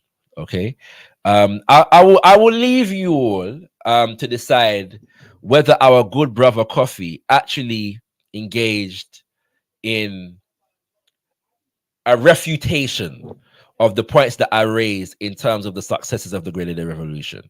Yeah, I will leave you to decide whether he did that or indeed did anything beyond repeating the oft-repeated neoliberal talking points. All right, because socialism does and capitalism does, and so therefore this would have happened. I will leave you all to assess the extent to which the overwhelming majority of the Caribbean has never been, in any way, shape, or form, anything other than capitalist. Yes. the majority of the Caribbean, and in any place that brothers and sisters have tried to buck the imperialist trend, they have been responded to with violence and economic warfare at that. Yeah, Jamaica has never been a socialist nation, and it has had some of the most far-right neoliberal governments in the history of the Caribbean. They've never provided no prosperity. The nations of Barbados and Dominica supported the invasion of Grenada. Even some of them sent troops to aid America in its invasion. Those nations who followed the neoliberal dictates from that time till now are no better off economically. This is to say nothing of the track record of capitalism in Europe, Eastern Europe in particular.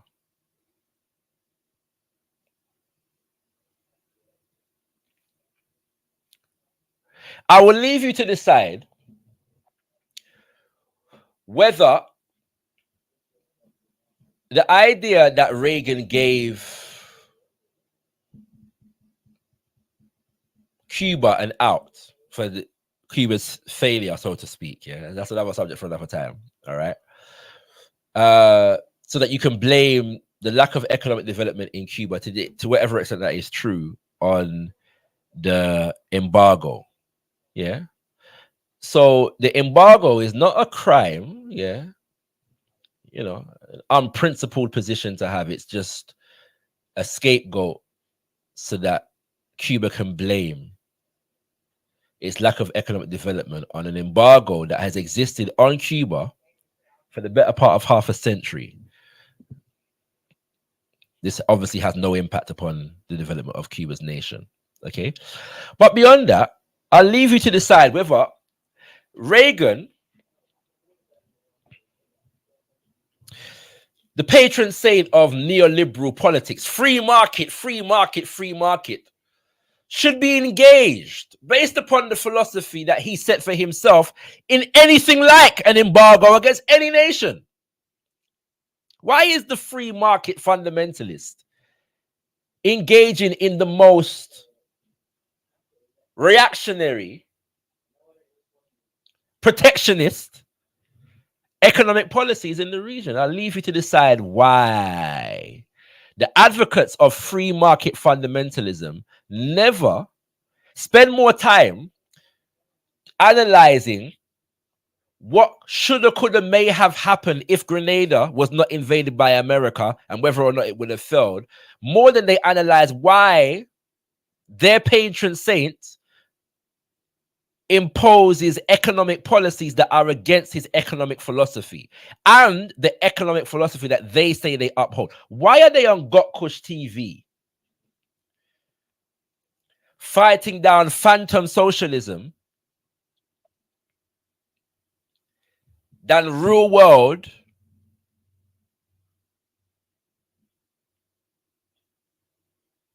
contradictions to the neoliberal philosophy as imposed by neoliberals? Why I'm to that? Why are they on gotkushTV? You know, they run around Pan-African platform, yeah, throwing around terms like socialist and communist.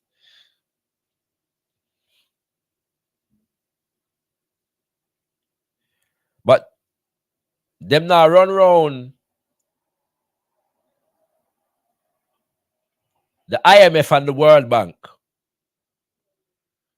and the British and the American government and JP Morgan and Chase and Barclays and a campaign about how the whole of the economic infrastructure of the world was used to bail out failing banks in 2008. I'm not going to do that. But then one run down the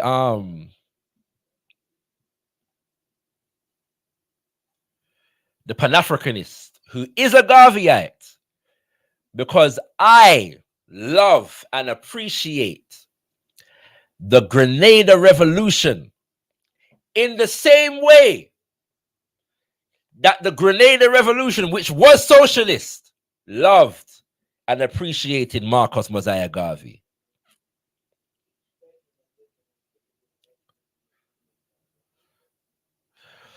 So this is a long show today, and I'm gonna do one more thing, which I wasn't gonna do, yeah. But because of the nature of the conversation right now, it might be beneficial for brothers and sisters to hear this, yeah. I'm gonna play a snippet from a documentary called 4 Years of Love. It's a snippet, yeah. I'm gonna feature Bernard Cord, yeah. Speaking on, who was the Minister of Finance again. We've heard him spoken about a while ago, and whatever our critiques of Bernard Cord, he played a significant role in the government, and he's speaking to some of the economic policies, yeah, and their successes that he was at the helm of instituting. And so I'll do that, and then we're going to close. We're going to wrap up completely. All right, but I just thought it'd be beneficial for people to hear from himself on these matters, and you can, you know, form your own perspective on it. Okay, so let's get into this.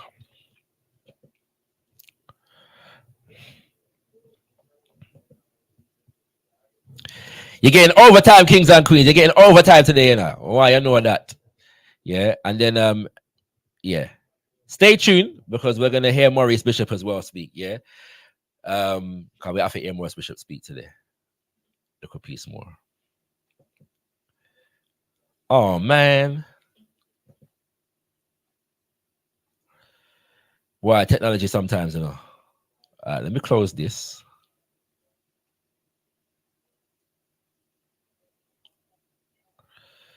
Bear with me, kings and queens. We'll get there. Yeah, we'll get there. You know, just to reiterate though, the information that I provided earlier about the reductions in illiteracy, the increase in employment, the expansion of many industries in the country, all of those things are true. Yeah, and there is nobody, even the Western imperialists, that denies that these things are true. Yeah, even the neo-colonial institution of the IMF and the World Bank, yeah, documents and records, even according to their standards, which are insufficient. Yes, which are insufficient as far as we are concerned. I want to make that clear. FIDEM standard is insufficient as far as we are concerned. But even according to their standards, yes, that economy was in the process of growth during those 4 years of the revolution. Okay, there is no doubt about that. All right, and the neoliberal capitalist policies that were being imposed upon Grenada. Remember, I said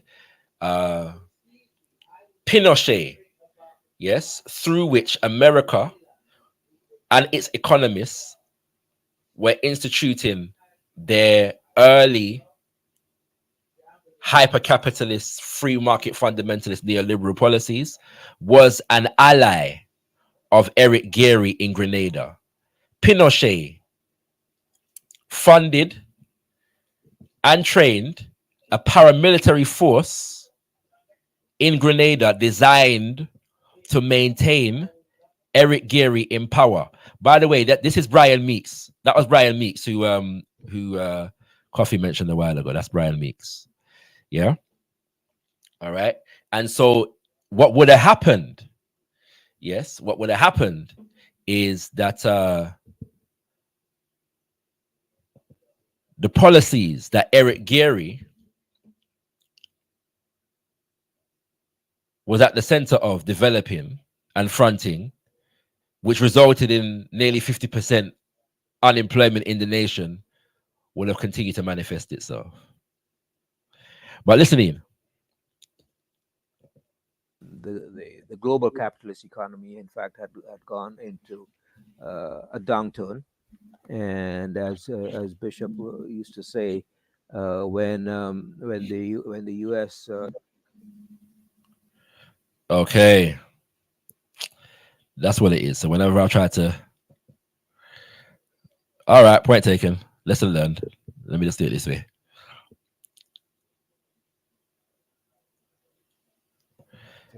Sorry about that, Fanny. You had high levels of youth unemployment, and what the revolution did was to bring young people to the center of national life. The global capitalist economy, in fact, had gone into a downturn, and as Bishop used to say, when the U.S. Economy catches a cold, we catch the fever, right? So it was again not much that we could have done, given that we are a very small, vulnerable economy, island economy, as a matter of fact. But nonetheless, the revolution was able to, and this is part of the genius of the leadership of the revolution, address these issues in a very hostile environment by mobilizing the energies of the people of Grenada to get involved in their own economic development. There was very little manufacturing to talk about.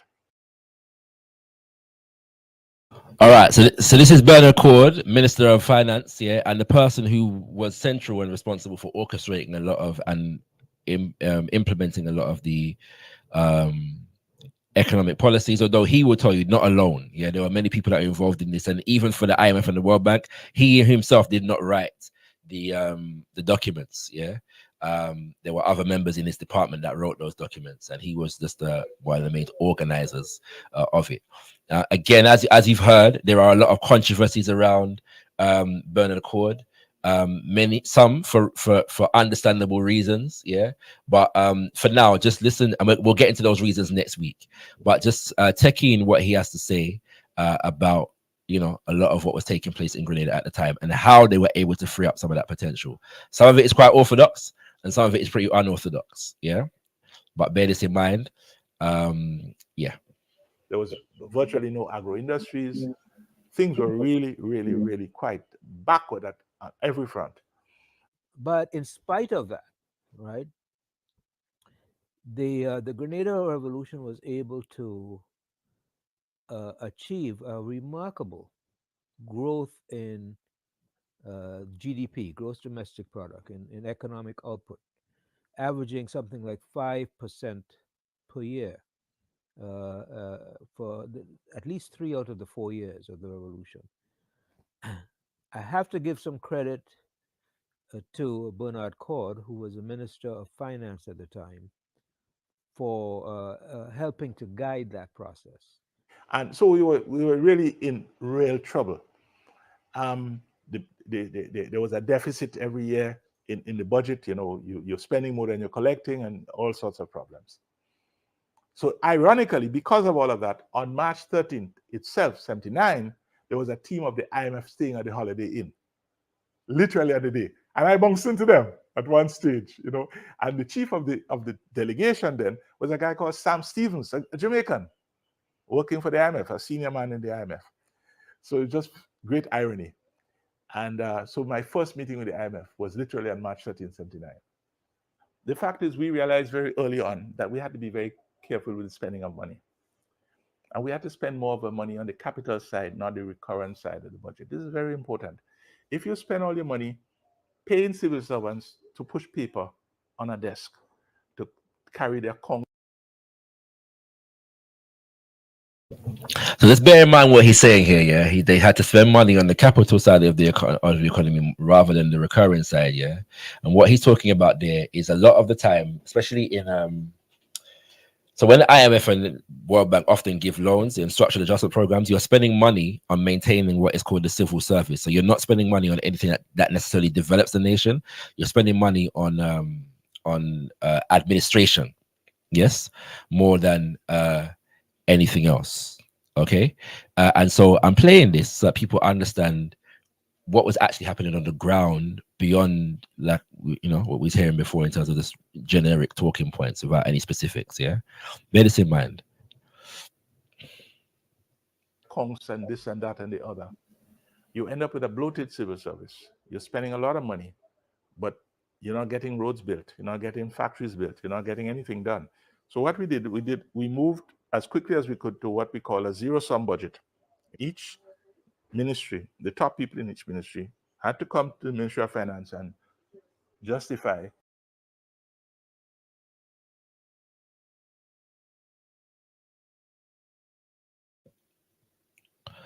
So just to recall, I know this is small.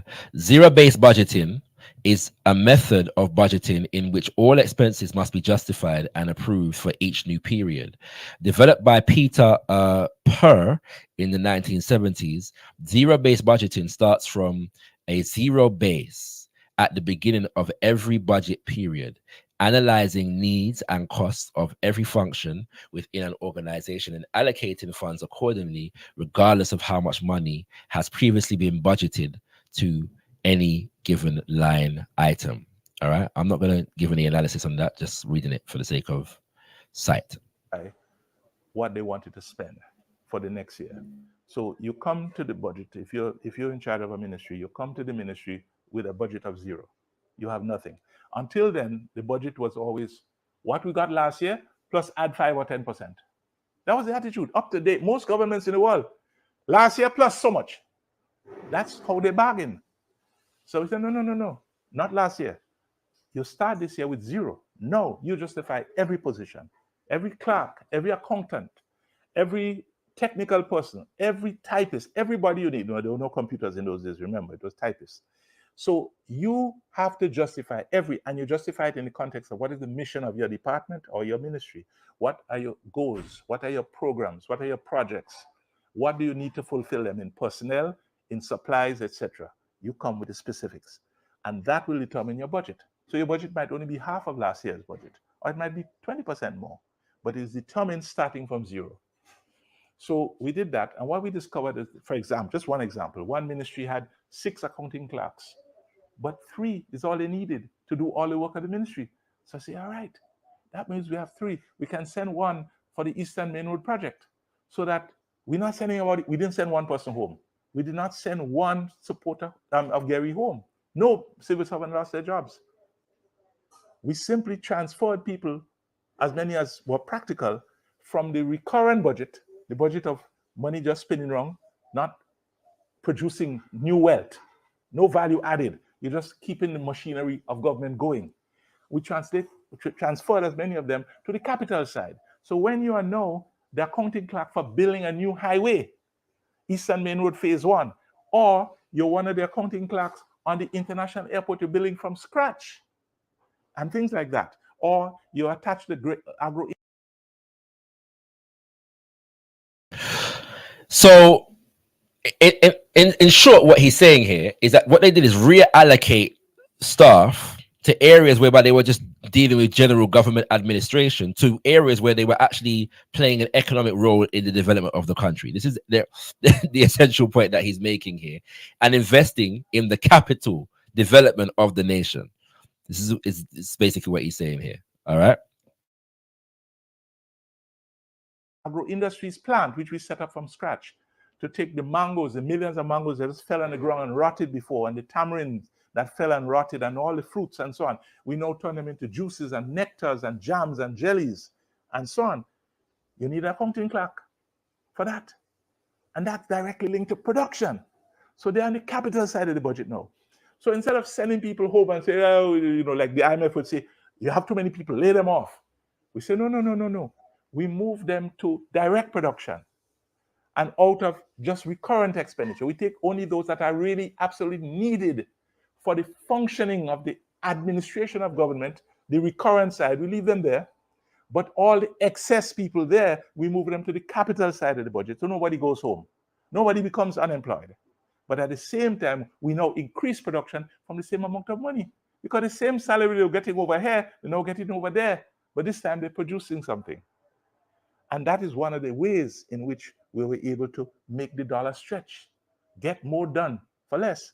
That plus ending corruption. Corruption took a lot of money. Let me tell you, any developing country that solved the problem of corruption right away, you have unleashed massive amounts of money for development.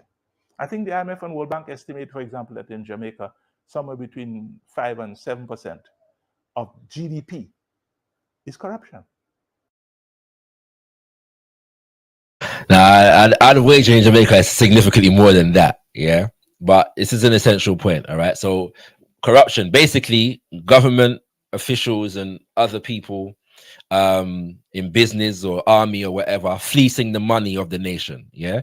If you're able to solve that problem, it frees up a lot of resources, okay? We're talking about in many African and Caribbean nations, that alone is millions of pounds or dollars, yeah? Millions of dollars. All right, bear that in mind. Okay, all right. And a similar amount for crime. So that, in other words, and I don't have to tell you about Gary and corruption. So the fact of the matter is that in these different ways and many others, what is more, governments now are willing to help us with money. The European Union were very happy with us because we told them you can have a ban right on the ground. As far as we paid bills, and so we gave them all the receipts to check for themselves. When we open a project like they built community centers, they give us money to build the centers. The people say, we will build it, we will provide free labor so we can build a center twice as big as on the plans, which is what happened in St. Paul's Community Center, Grand Mall Community Center, Birch Grove Community Center, a number of others. Because the people did the voluntary labor, all the money could be spent on materials. We got more done. We repaired all the primary schools in St. George's without spending a cent from the treasury. The people volunteered. It's an essential point, yeah? Essential point, yeah, in terms of the voluntary labor of the people who were involved in these processes and the extent to which that freed up a lot of resources, yeah? A lot of time and put a lot of people resources behind the development of the country. In many different ways, yeah. Now this is an essential part of practically any revolutionary process that I've ever come across, yeah. You know, so another point to note. So we're getting some specifics here, yeah, in terms of how they were able to do what they were able to do within the People's Revolutionary Government. Yeah, once again, I hope ones are appreciating some of the details and learning something from this. Electricians, plumbers, carpenters, all volunteered their labor. Plus, of course, ordinary people with their skilled and unskilled and semi-skilled labor. And so over a period of months, all 65 primary schools in Grenada were repaired in this way, project by project. Our actual budget, as opposed to the one that you see in dollar bills in the formal documents, our actual budget, when you measure it in terms of voluntary work actually done, actual production, for which we didn't have to pay salaries or anything, our budget was 50% larger than the official figures show. And the GDP of the country as a whole, because the government is a huge slice of Grenada's economy, was 25% bigger than the official GDP. Which is why people say, boy, you can understand how the revolution do so much with so little money. That's why. Because of the massive voluntary labor. A. B, getting rid of corruption. C, moving people from the recurrent budget to the capital budget so they engage in production rather than just pushing pen and paper. And other methods like that. The combination of all these approaches, plus all the governments around the world saying, hey, these guys are serious.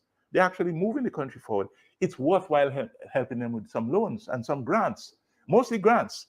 We built the international airport with mostly grants. We got very few loans were required.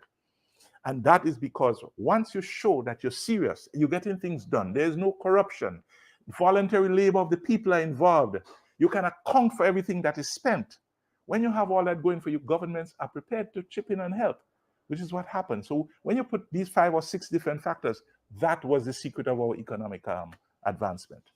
So you have Grenada as one of the few places where the economy is growing. The World Bank and the IMF say Grenada is a star performer. Ironically, you know, coming from these institutions which sort of uphold the global capitalist system. Again, what you're seeing is a kind of experimentation in kind of democratic processes that have to do with you know, that have to do with economic development. So for me, I don't, you know, the growth, that's fine, 14% is great, but what is more? So now I love the point that he's making here, yeah? I love the point that he's making here. right? Because he said the growth under the revolutionary government was 14%, which is quite exponential. Yeah. If you, I mean, I'm not an economist, and you know what I'm saying, but if you look at, generally speaking, nations don't grow 14% in 4 years. Yeah. I know. I'm not going to quote them, but that because they're not fresh in my head at the moment, but the difference between China's economic growth yearly versus like America or Britain, China grows at a quicker rate, but it's not 14%. Yeah, or nothing like that. In this amount of time, at least I don't think so. And if it is, it's there and thereabouts. It's not significantly more. Yeah, so 40% from a small nation, and sorry, that's China, taking into consideration that that nation's over 1 billion people, how much land and all kind of different things. Taking into consideration Grenada coming from where it was coming from in 1979 to grow at that particular rate, yeah, via the IMF indicators, is significant from an IMF point of view. But this brother, yeah, Bugs, is going to make a very significant point, in my humble opinion. Listen, where the economy is growing. The World Bank and the IMF say Grenada is a star performer. Ironically, coming from these institutions which sort of uphold the global capitalist system. Again, what you're seeing is a kind of experimentation in kind of democratic processes that have to do with that have to do with economic development. So for me, I don't, the growth is fine, 14% is great, but what is more important, I think, is the way in which they constructed their budgets or attempted to construct their budgets, and the way in which they had frank discussions about what it is that they were supposed to do economically.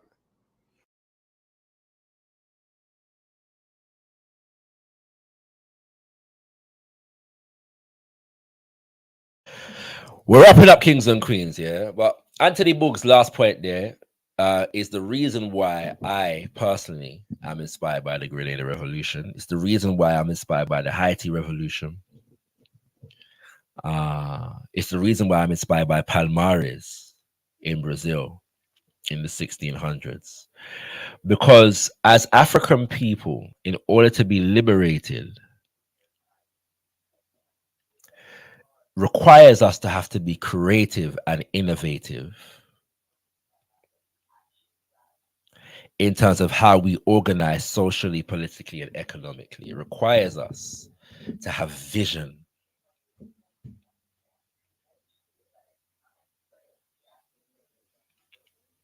And the reason why Papa Garvey is so important is because he understood that. Which is why he taught us never to shape our political and economic institutions completely wholly after the political, economic, and social institutions of other people. That our institutions must be developed according to our own culture and civilized idealisms. Yeah?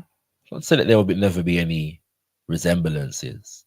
But our people in Grenada, not just the revolutionary government now, our people in Grenada were prepared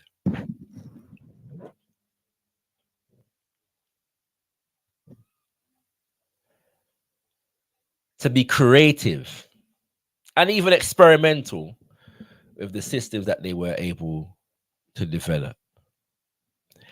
And to take what Professor Buggs was saying even further, beyond GDP for me, the primary indicator is the improvement in the living standards of the masses of the people. Were the masses of the people being served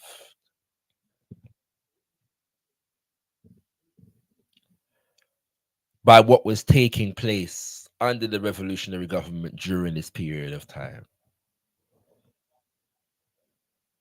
Hard to argue with a doubling of electricity, an increase in production, agricultural production, and export, the repairing of schools, the institutionalization of nutrition and food councils, the increase in dental care and hospital care in general in a 4-year period. These are very significant things that were done, as I said, in the context of an economic downturn globally and a hostile attitude towards that nation from all of the great powers of the world, well, most of them anyway, and the most significant one in the Caribbean region. Yeah. There's a lot of lessons to be learned here, brothers and sisters. So we're going to continue those lessons next week. We're going to continue those lessons next week where we engage our panel. Okay, and so stay tuned. Some of the panels is already organized. I'm still trying to see like 1 or 2 others, so I'm going to be declaring the panel throughout the week. But yeah, brothers and sisters, you know, let us learn, you know, these lessons from our great ancestors. The Grenada Revolution is a lesson for every Pan-Africanist that is sincere about the liberation of African people. I leave you with the word, sounds, and power of Baba Maurice Bishop. Tenda mwali be thankful unto the Mother, Father, creative life force of the universe. Kuzai Mozimu Mukuru. Give praises unto our great ancestors. Abibi Tumi, Abibi Fahodi, African power and African liberation for all African people. Share. The real reason for all of this hostility is because some perceive that what is happening in Grenada, the real reason for all of this hostility is because some perceive that what is happening in Grenada can lead to a new socio-economic and political path of development.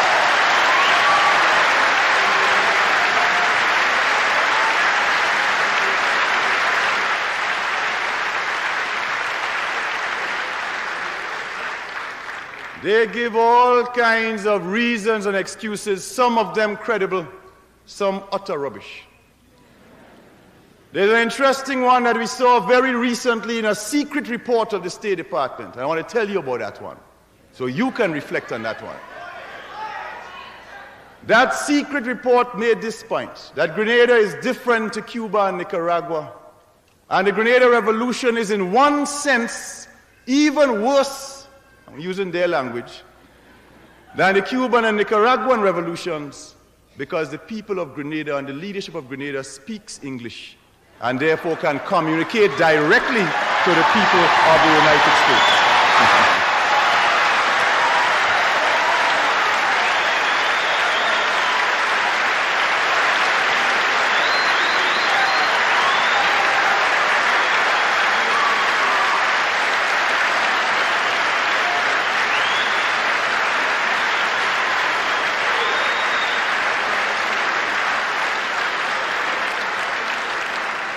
I can see from your applause, sisters and brothers, that you agree with the report. But I want to tell you what that same report also said, and said that also made us very dangerous. And that is that the people of Grenada and the leadership of Grenada are predominantly black.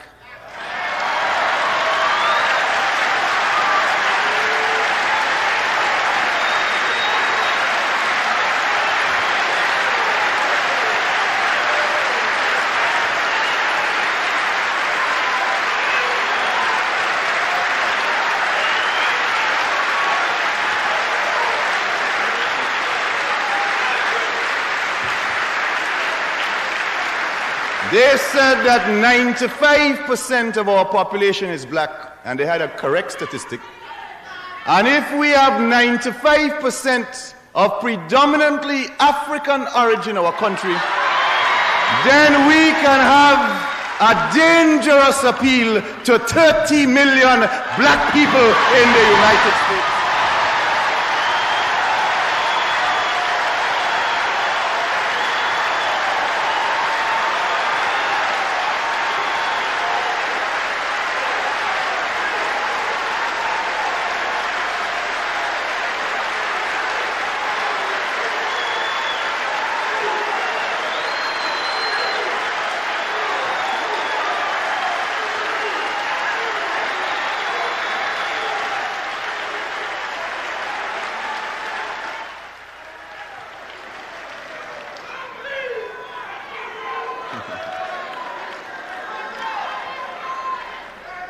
Now, that aspect of the report clearly is one of the most sensible ones.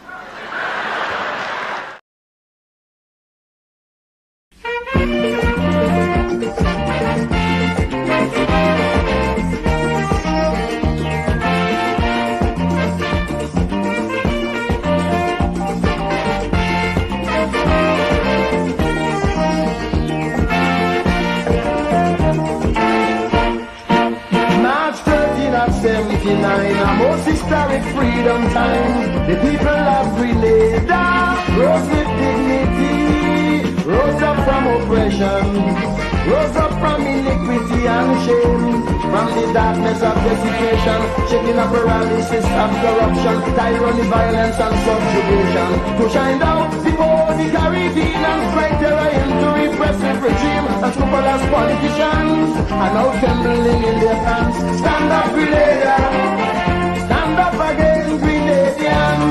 Don't let nobody come in and dictate your course of action.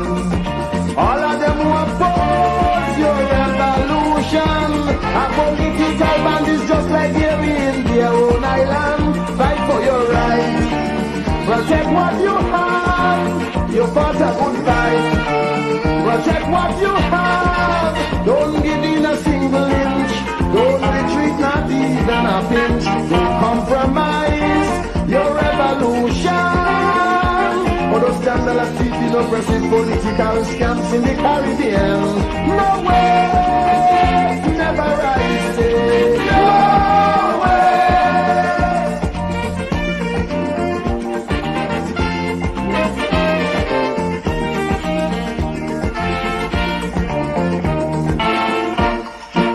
Some talk of legality, constitutionality, but only to expose the hypocrisy. But if you examine the state of affairs in their land, you will find human rights violations, total disregard for the Constitution, countless political persecution, and a wave of sanctioned violence with the blessing of legislative criminals enforced by sadistic gangs. Just like the mongoose one, stand up, Grenada, stand up again, Grenadian. Don't let nobody come in and dictate your course of action. All of them who oppose your revolution and political bandits just like they're in their own island. Fight for your rights, protect what you have. You fought a good fight now. Protect what you have. Don't give in a single inch. Don't retreat, not even a pinch. Don't compromise your revolution. For those scandalous teaching oppressive political scams in the Caribbean. No way, never rise. No way.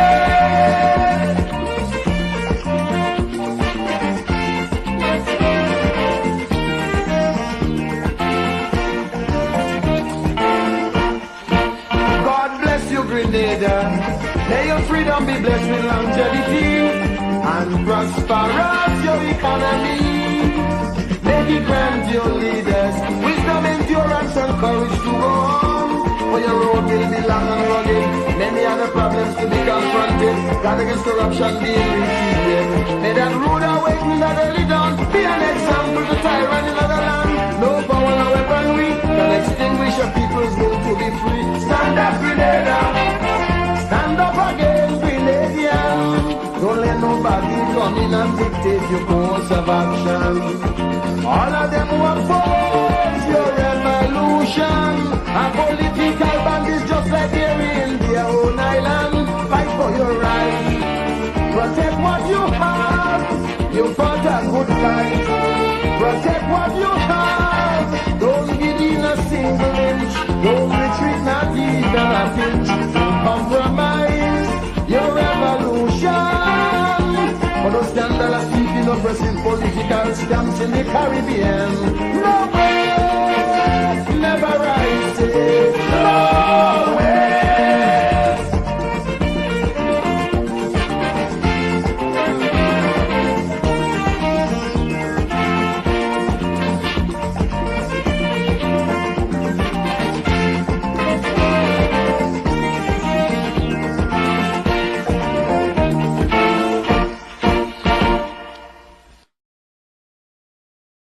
gotkushTV presents Sankofa, The Future of Black History, a unique Black History Month online series exploring all dimensions of time as we chronicle the Black past, command the Black present, and empower the Black future. Workshops include The Future is Black. Why is Black history under attack? With ShakaRa, We Create Value, the ingenuity of enslaved Africans. With Robin Walker, Ancestral Coding, Agriculture, and the Opobo Library Initiative with Aya Eleni. Quantum Field Theory as African Heritage with Asar Imhotep. For full information including dates and registration, visit gotkushtv.com. We have made history. We are making history. There is history still to be made.